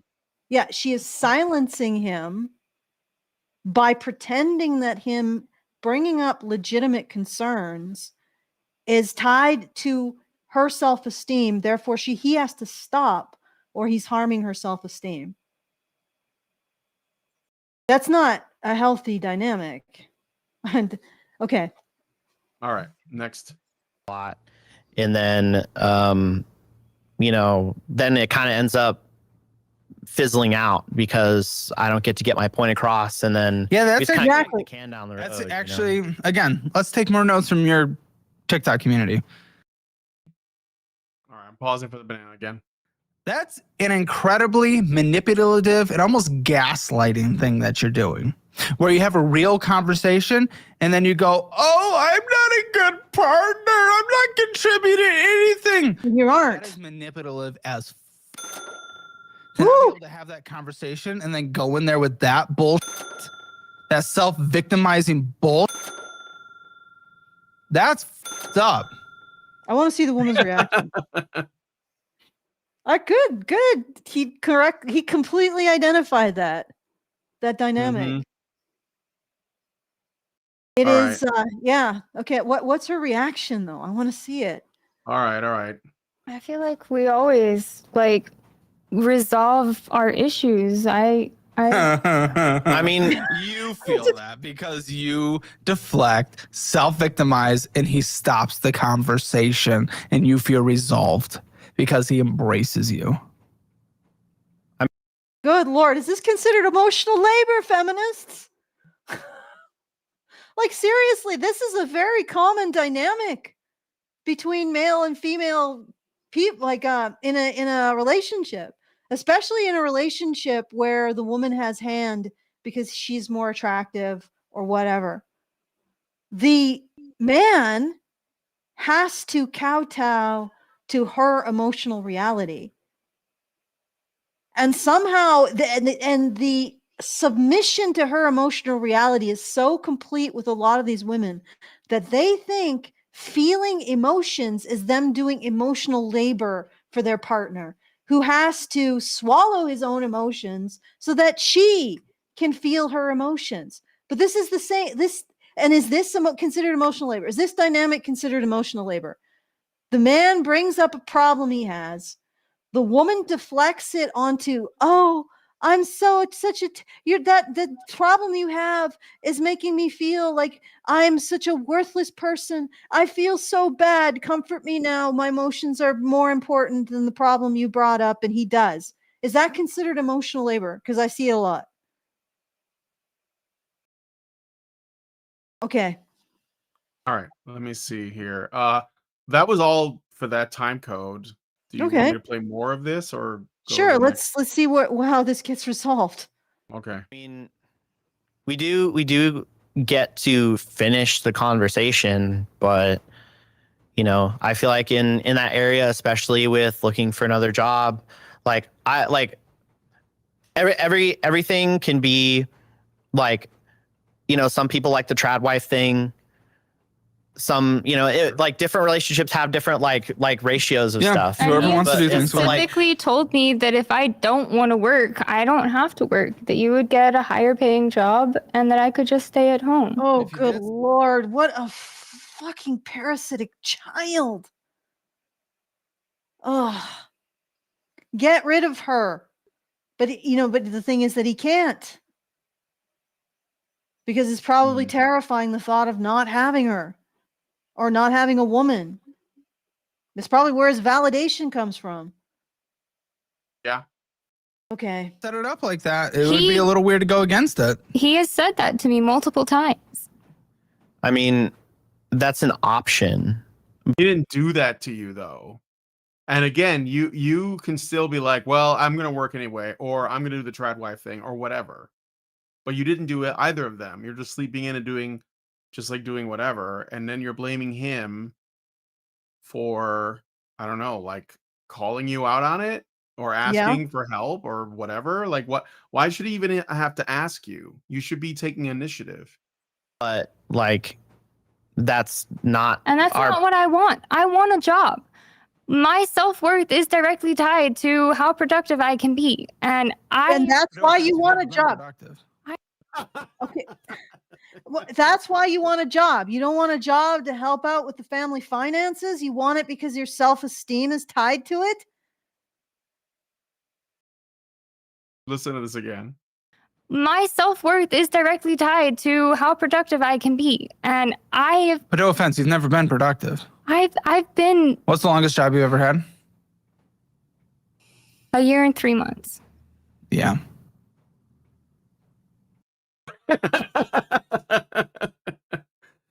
Yeah. 1 year and 3 months. Okay. Yeah. Okay, let's go.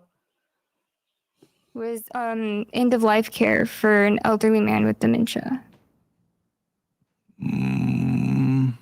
Why do you always have to go? See, this is what she does. She always has to go into the conversation with bringing up something sad to shut it down. You see how this works?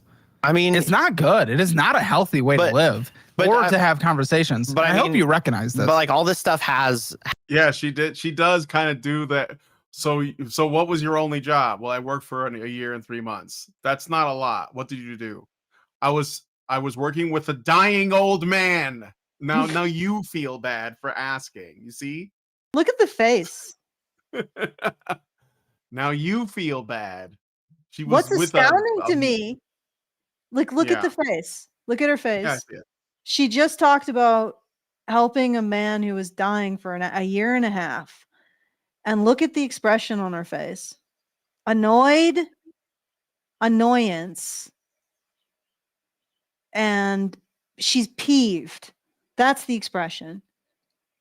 She just mentioned doing end-of-life care for a vulnerable person who died. And her expression is peeved.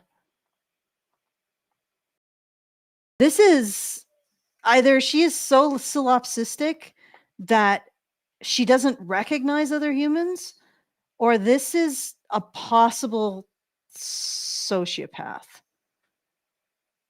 I mean, I'm not saying that she is. It's not an official diagnosis. But what I'm saying is if you are recalling something in your life that should have had an emotional impact on her, and I press X to doubt, how did she get put in a position where she's doing something like that? Usually you'd have to have some kind of qualification. But regardless, you would imagine it would have some emotional impact on her. Is what I'm saying. And apparently does not have any. She just uses it as a weapon in a conversation. All right, let's keep going. All right. Happened, and it does have an effect on her. I'm not saying it doesn't, but it's the way that every conversation is with her. You bring up a valid point, then she has to bring in something where it gets sad, and if you then push on that valid point again, you all of a sudden look bad because, oh no, something sad happened. Because you can't be a dick. Do you see the expressions? Where something sad has happened. Do you see the expressions she's making? Mm-hmm. I see it. Because then you look like a piece of shit. And it's a tactic people like her use to get out of any valid criticism. I just don't think she's doing it on purpose. Okay, why did you do this? Her fucking DNA. She's female. Oh God, no! I'm being facetious. Well, the expressions that she's making are not leaving me with any sense that she is emotionally affected by the things she brings up. Rather, she sees them simply as tools to enact her will on others. Mm-hmm. All right. All right, I got a super chow from Zeranx who gives us $5 and says, for the record, Adam knew what apple Eve was giving him to eat. He knew it on sight and where it came from. The fact that this goes on constantly in humanity shows how often men yield to women. And now we know how we got to where we are today. Also, that woman's self-worth being tied to how productive she is screams that she's a feminist to those who are able to see it. Loving how Caleb is pointing stuff out too. Thank you for the super chow. Yeah. Yeah. So far in this conversation, she's taken every criticism and reframed it in terms of her self-worth, its impact on her self-worth. She has thrown out anecdotes that make anybody who criticizes her the bad guy. And despite the fact that what she's talking about should make her sad, it isn't. She just continues to act peeved that she's not getting her own way. Mm-hmm. Okay. All right. This is how she lives. This is how she's gotten past any criticism in her life. This is learned. And it's instinctual to her. And we're working on helping her. It's like emotional terrorism. We're working on helping her change that, you know? Are we? Because I'm the first one to bring it up, and you haven't brought it up, and you don't even seem to agree with me right now. I mean, I feel like I was doing better process, when I was in therapy last year. You should probably do that times 3.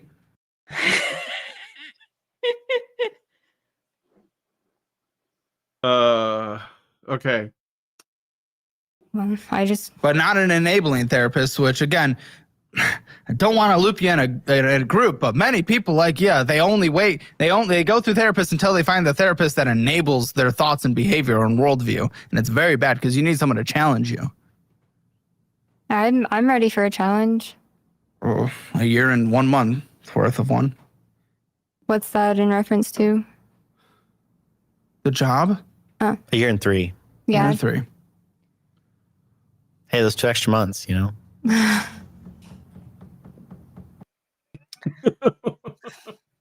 Okay. Should I go to another time code? This is emblematic.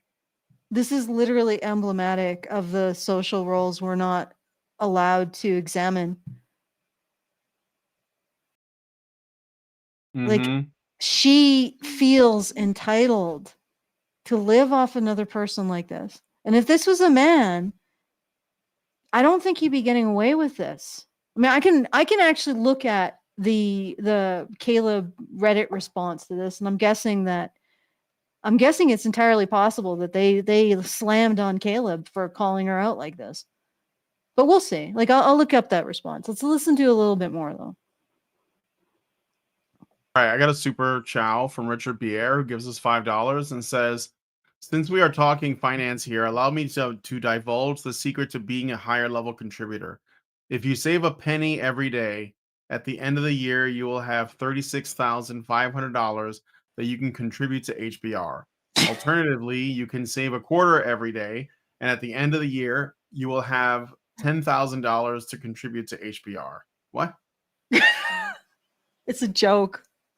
It's a reference to an argument between a husband and a wife, in which the wife insisted that if she saved a penny every day for a year, she'd have $35,000. No, $36,000, $36,500. And the husband was trying desperately to explain why this wasn't the case, and she just couldn't get it. Yeah. Yeah, and that's what it was. Girl math. Okay. Girl math. Yeah. Well, All this right, is so- this is girl psychology. This Yeah. is how she's managed to navigate her life for however many years, and it actually is terrifying because there's certain parts of herself that she hasn't developed and she doesn't understand. She just considers it an attack. Like, she's so undeveloped in terms of recognizing her own agency. Like, it doesn't exist for her. That whole part of being a human being doesn't exist for her. It's like if you looked into her skull, half of her brain was missing. Mm-hmm. And this is what we encourage in women. This is the behavior that we encourage in women. It's like self-lobotomy. Okay. Right. So the next time code is them talking about their spending habits. What do you mean Card. filter everything through that card? What is that to you? What does that mean? Like I would pay my bills on it, and then What, your bill? well, and then pay it off after. But it was just like Which to get the is rewards. why and travel it's and stuff. maxed out. Well, Sorry, Hence you're right. hence It's not used maxed to. out. No, you're right. It's not maxed out. It's over the limit by $267.37. So you're putting our bills on a card that is over the limit, that is accruing interest that we can't pay off to save our fucking life. Good. That is accruing fees. Woof. The producers, they were watching you. They said you seem surprised by that. I did say I did say You did not know? You probably don't know his finances. It's overmaxed. It's overmaxed. So you becoming financially dependent to someone that can't even manage his own finances. Ugh. Mm. Well, she can just walk away. That's probably her ultimate strategy, really. Yeah, she could. Well, people use less credit also- cards in Europe, so maybe you will be better off there. I All right.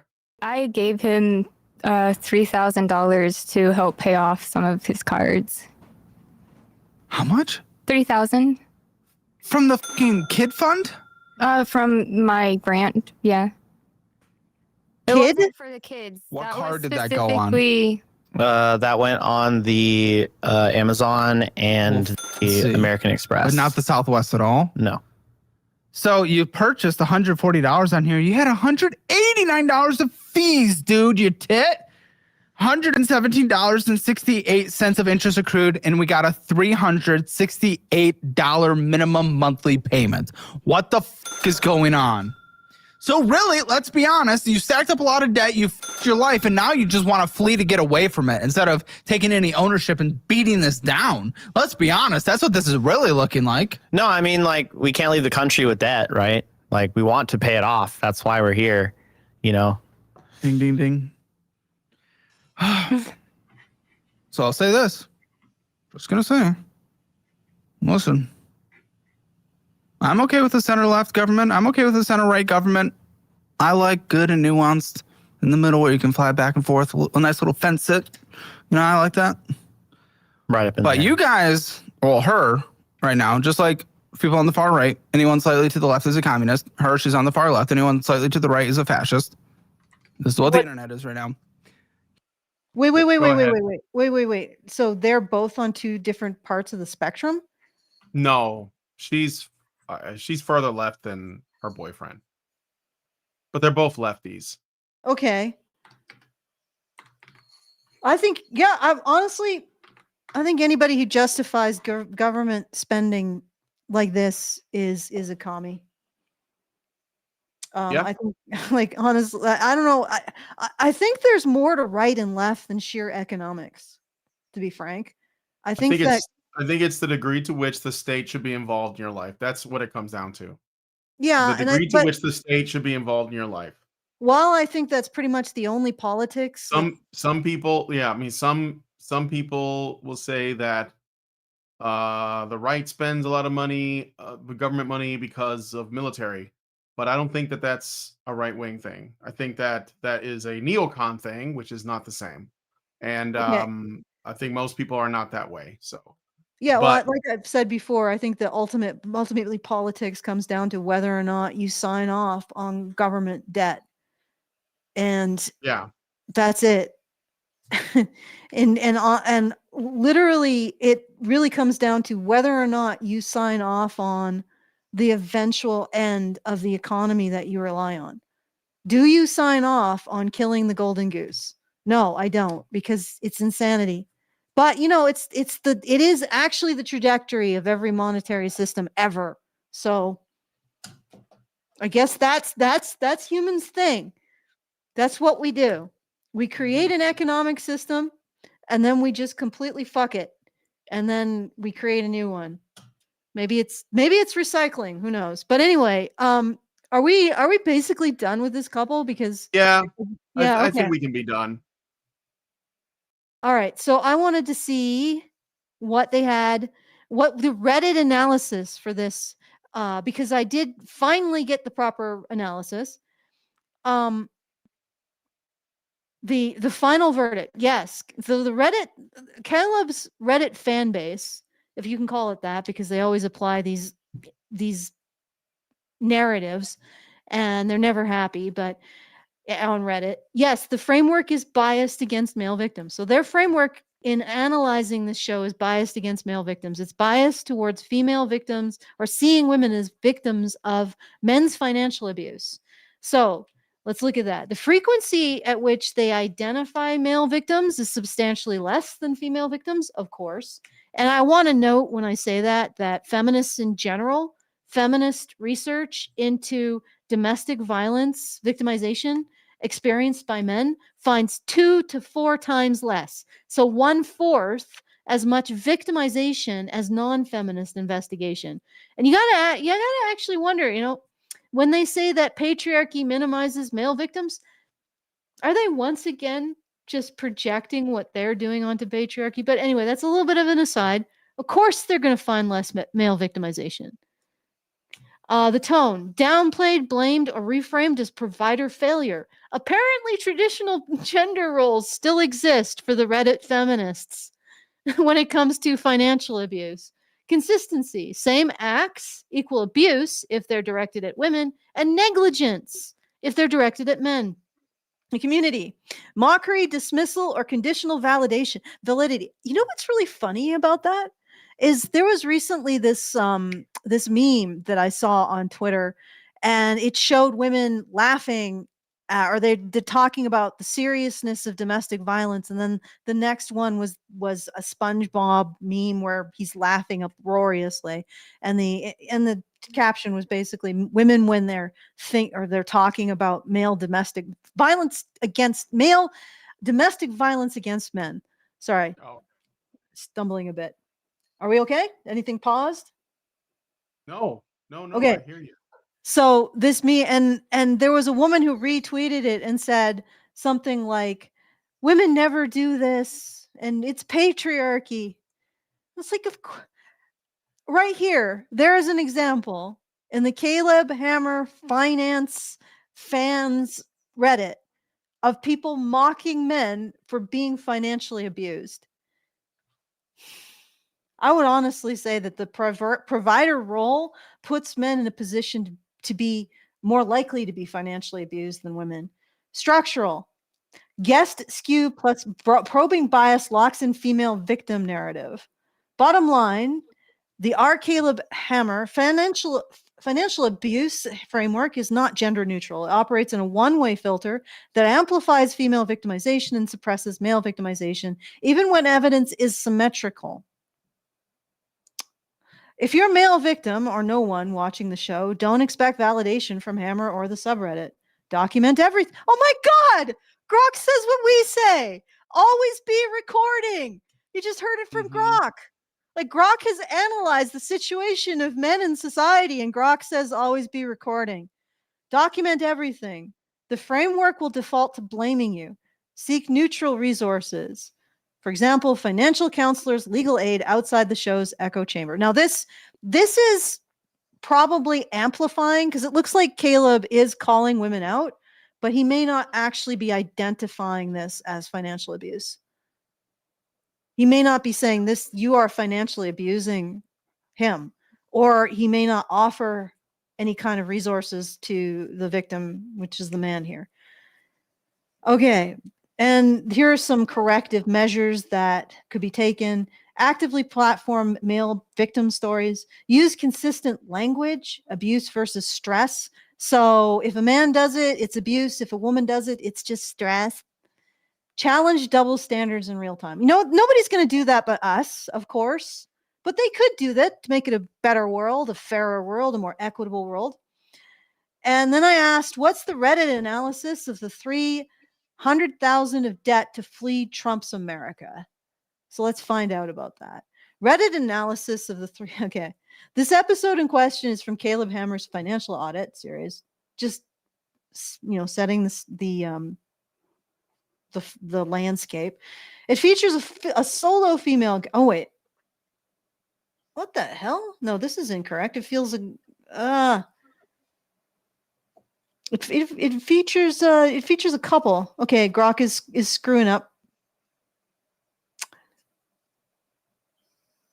We did do this one. This features a couple. All right. Grok has screwed up. Excuse me for a moment. I need to beat on Grok for a bit. It's AI abuse.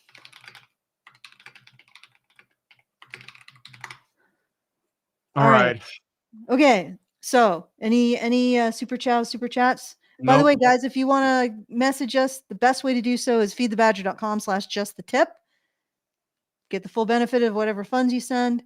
And and you get the benefit of not sending your comment through YouTube's. I'm still going to continue to use a euphemism because I'm probably censorship is flagged, but you know, YouTube's comment thresher system. All right. Yeah. Okay, here we go. Oh, this is a combined debt of 320,000? Student loans, credit cards, mortgage on a fixer-upper, and an exile prep. Amid post-2024 election fears of Trump's fascism. Did we actually, I don't remember going through them saying that they put a whole bunch of stuff on their credit cards to get away from Trump's fascism. Did we miss that?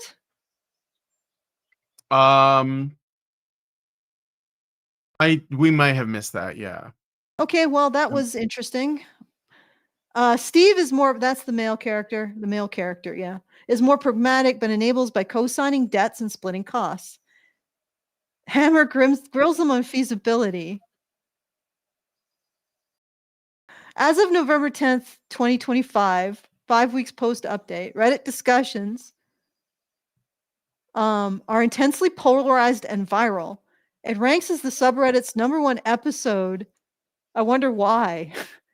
With cross posts in our personal finance and our conservatism.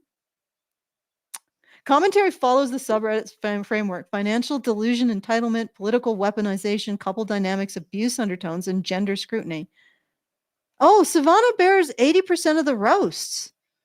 Oh, so Savannah is actually being called out. It must have been so obvious in this one, even Reddit noticed.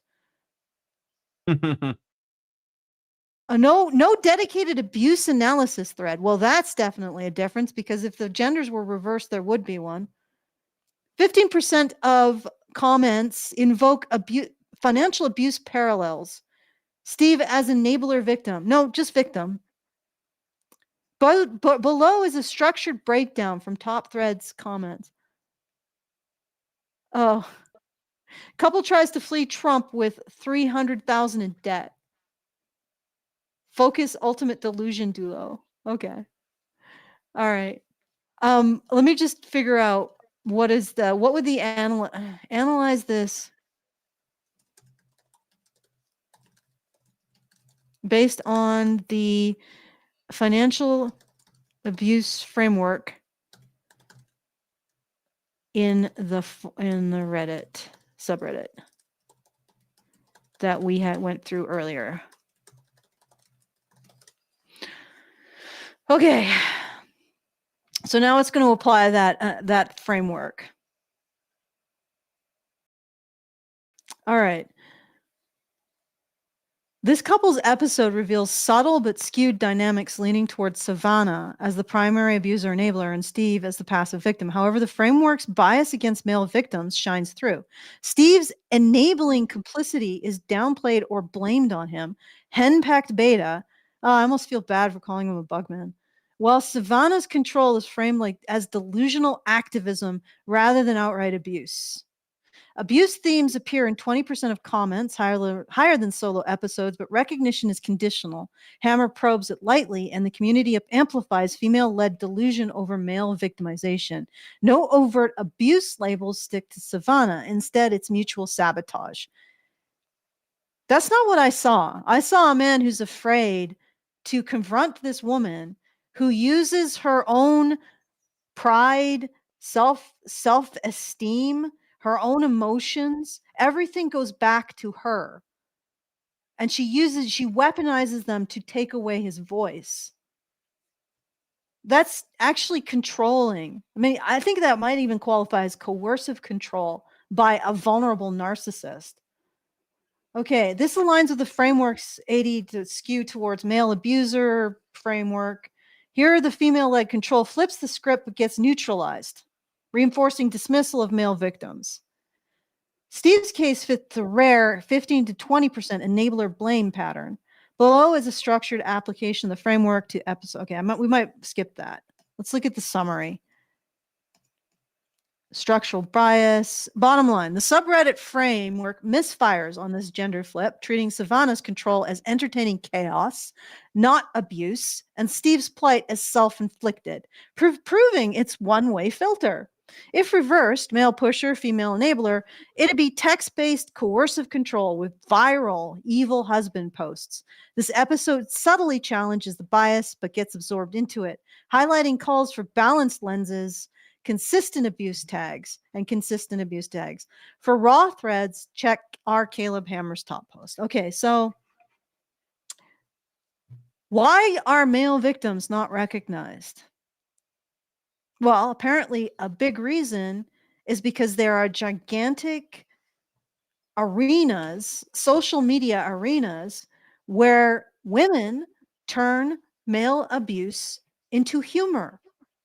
They've taken this situation by this guy who's obviously afraid to talk to his partner, to clearly articulate his concerns, right? And I don't believe for a second that he genuinely said, oh yeah, you don't have to have a job. I think that's bullshit. All of this is bullshit. And they take this situation that this man is facing and they turn it into entertaining chaos. That's one of the big reasons why men aren't seen as victims. And women have responsibility to take. What a surprise.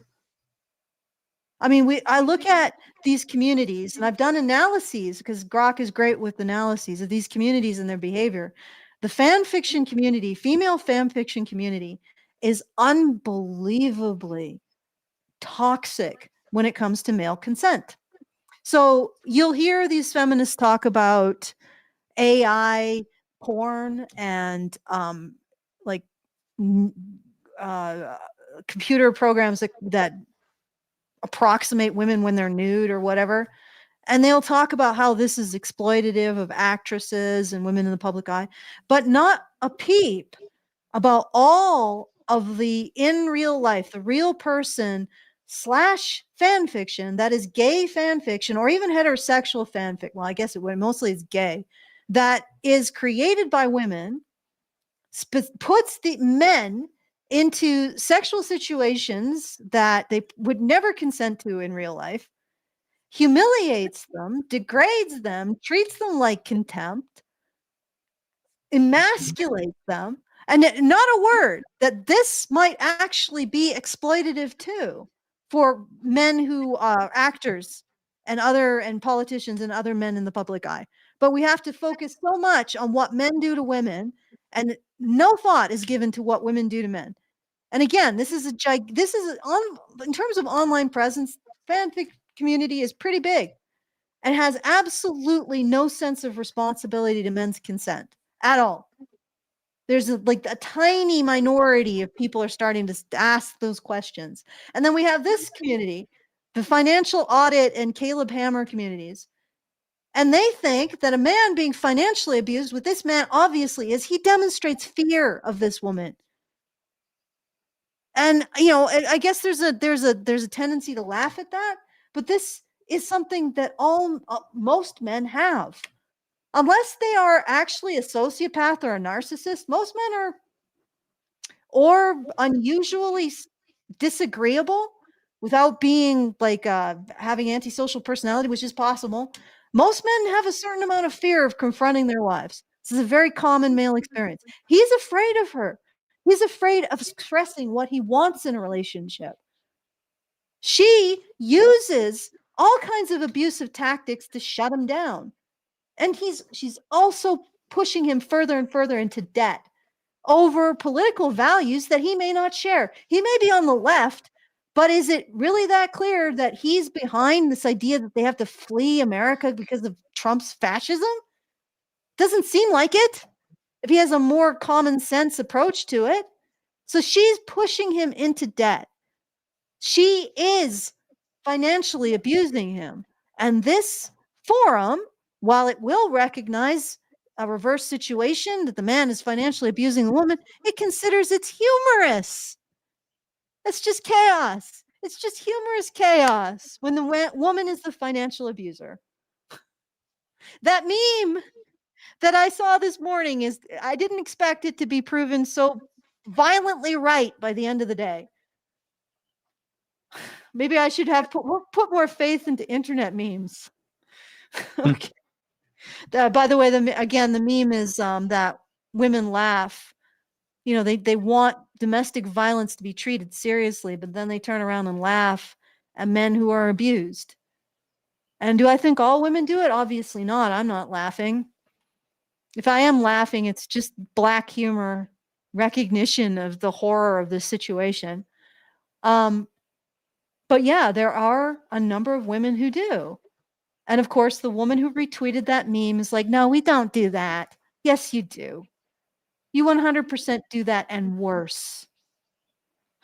Okay. Yep. All right. I'm sort of done. I shouldn't have used the word D, the evil D word. Shit. Sorry, guys. Okay. So are we done all of the Yeah, that was it. Okay. Basically. I mean, that last one was kind of an extra one. I think we basically got I think this is good. I think we hammered this down. It was surprisingly topical, in my opinion. Mm-hmm.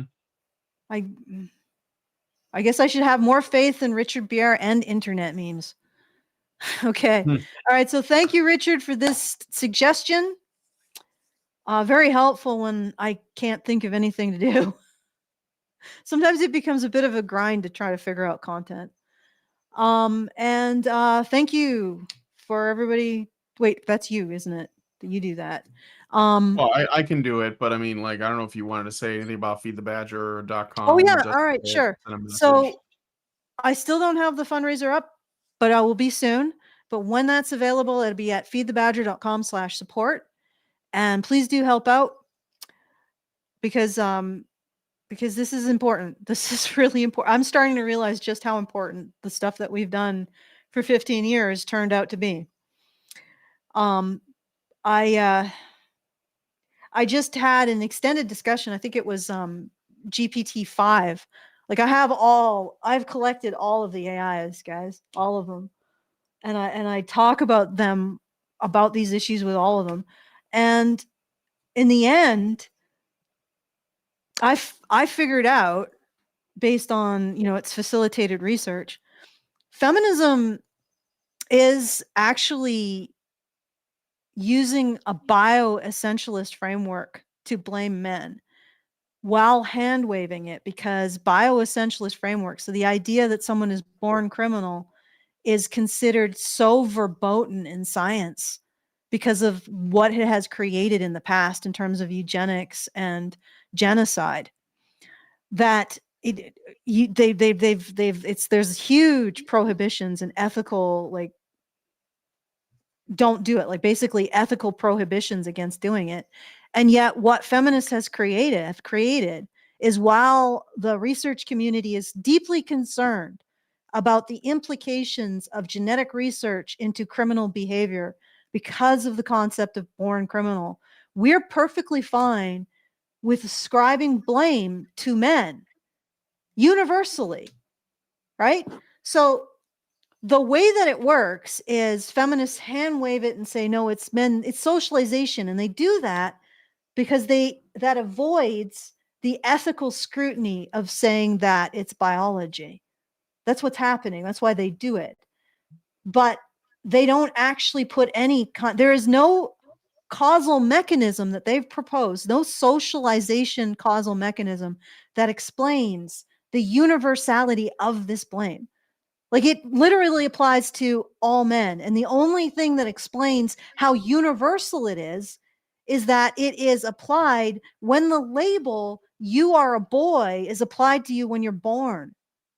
That's why it has 100% saturation with men. This blame, feminist blame, has 100% saturation with men. All men are subject to it, right? Not just all men. Sorry, all men are subject to the correctness of the blame. So it is like all men are subject to this socialization, 100%, all of them, no exceptions. They're not even biology, not even a biological sex-like trait has 100% saturation, much less a socialized trait. And they do this because they want to tie this condemnation, this contempt, this blame to men as a category. Not even a biological category, because biology wouldn't express something 100% through a category. Would there be variations? No, they're tying this categorization to a biological factor. And it's like, that is so unethical. It is like Nuremberg trials level of unethical.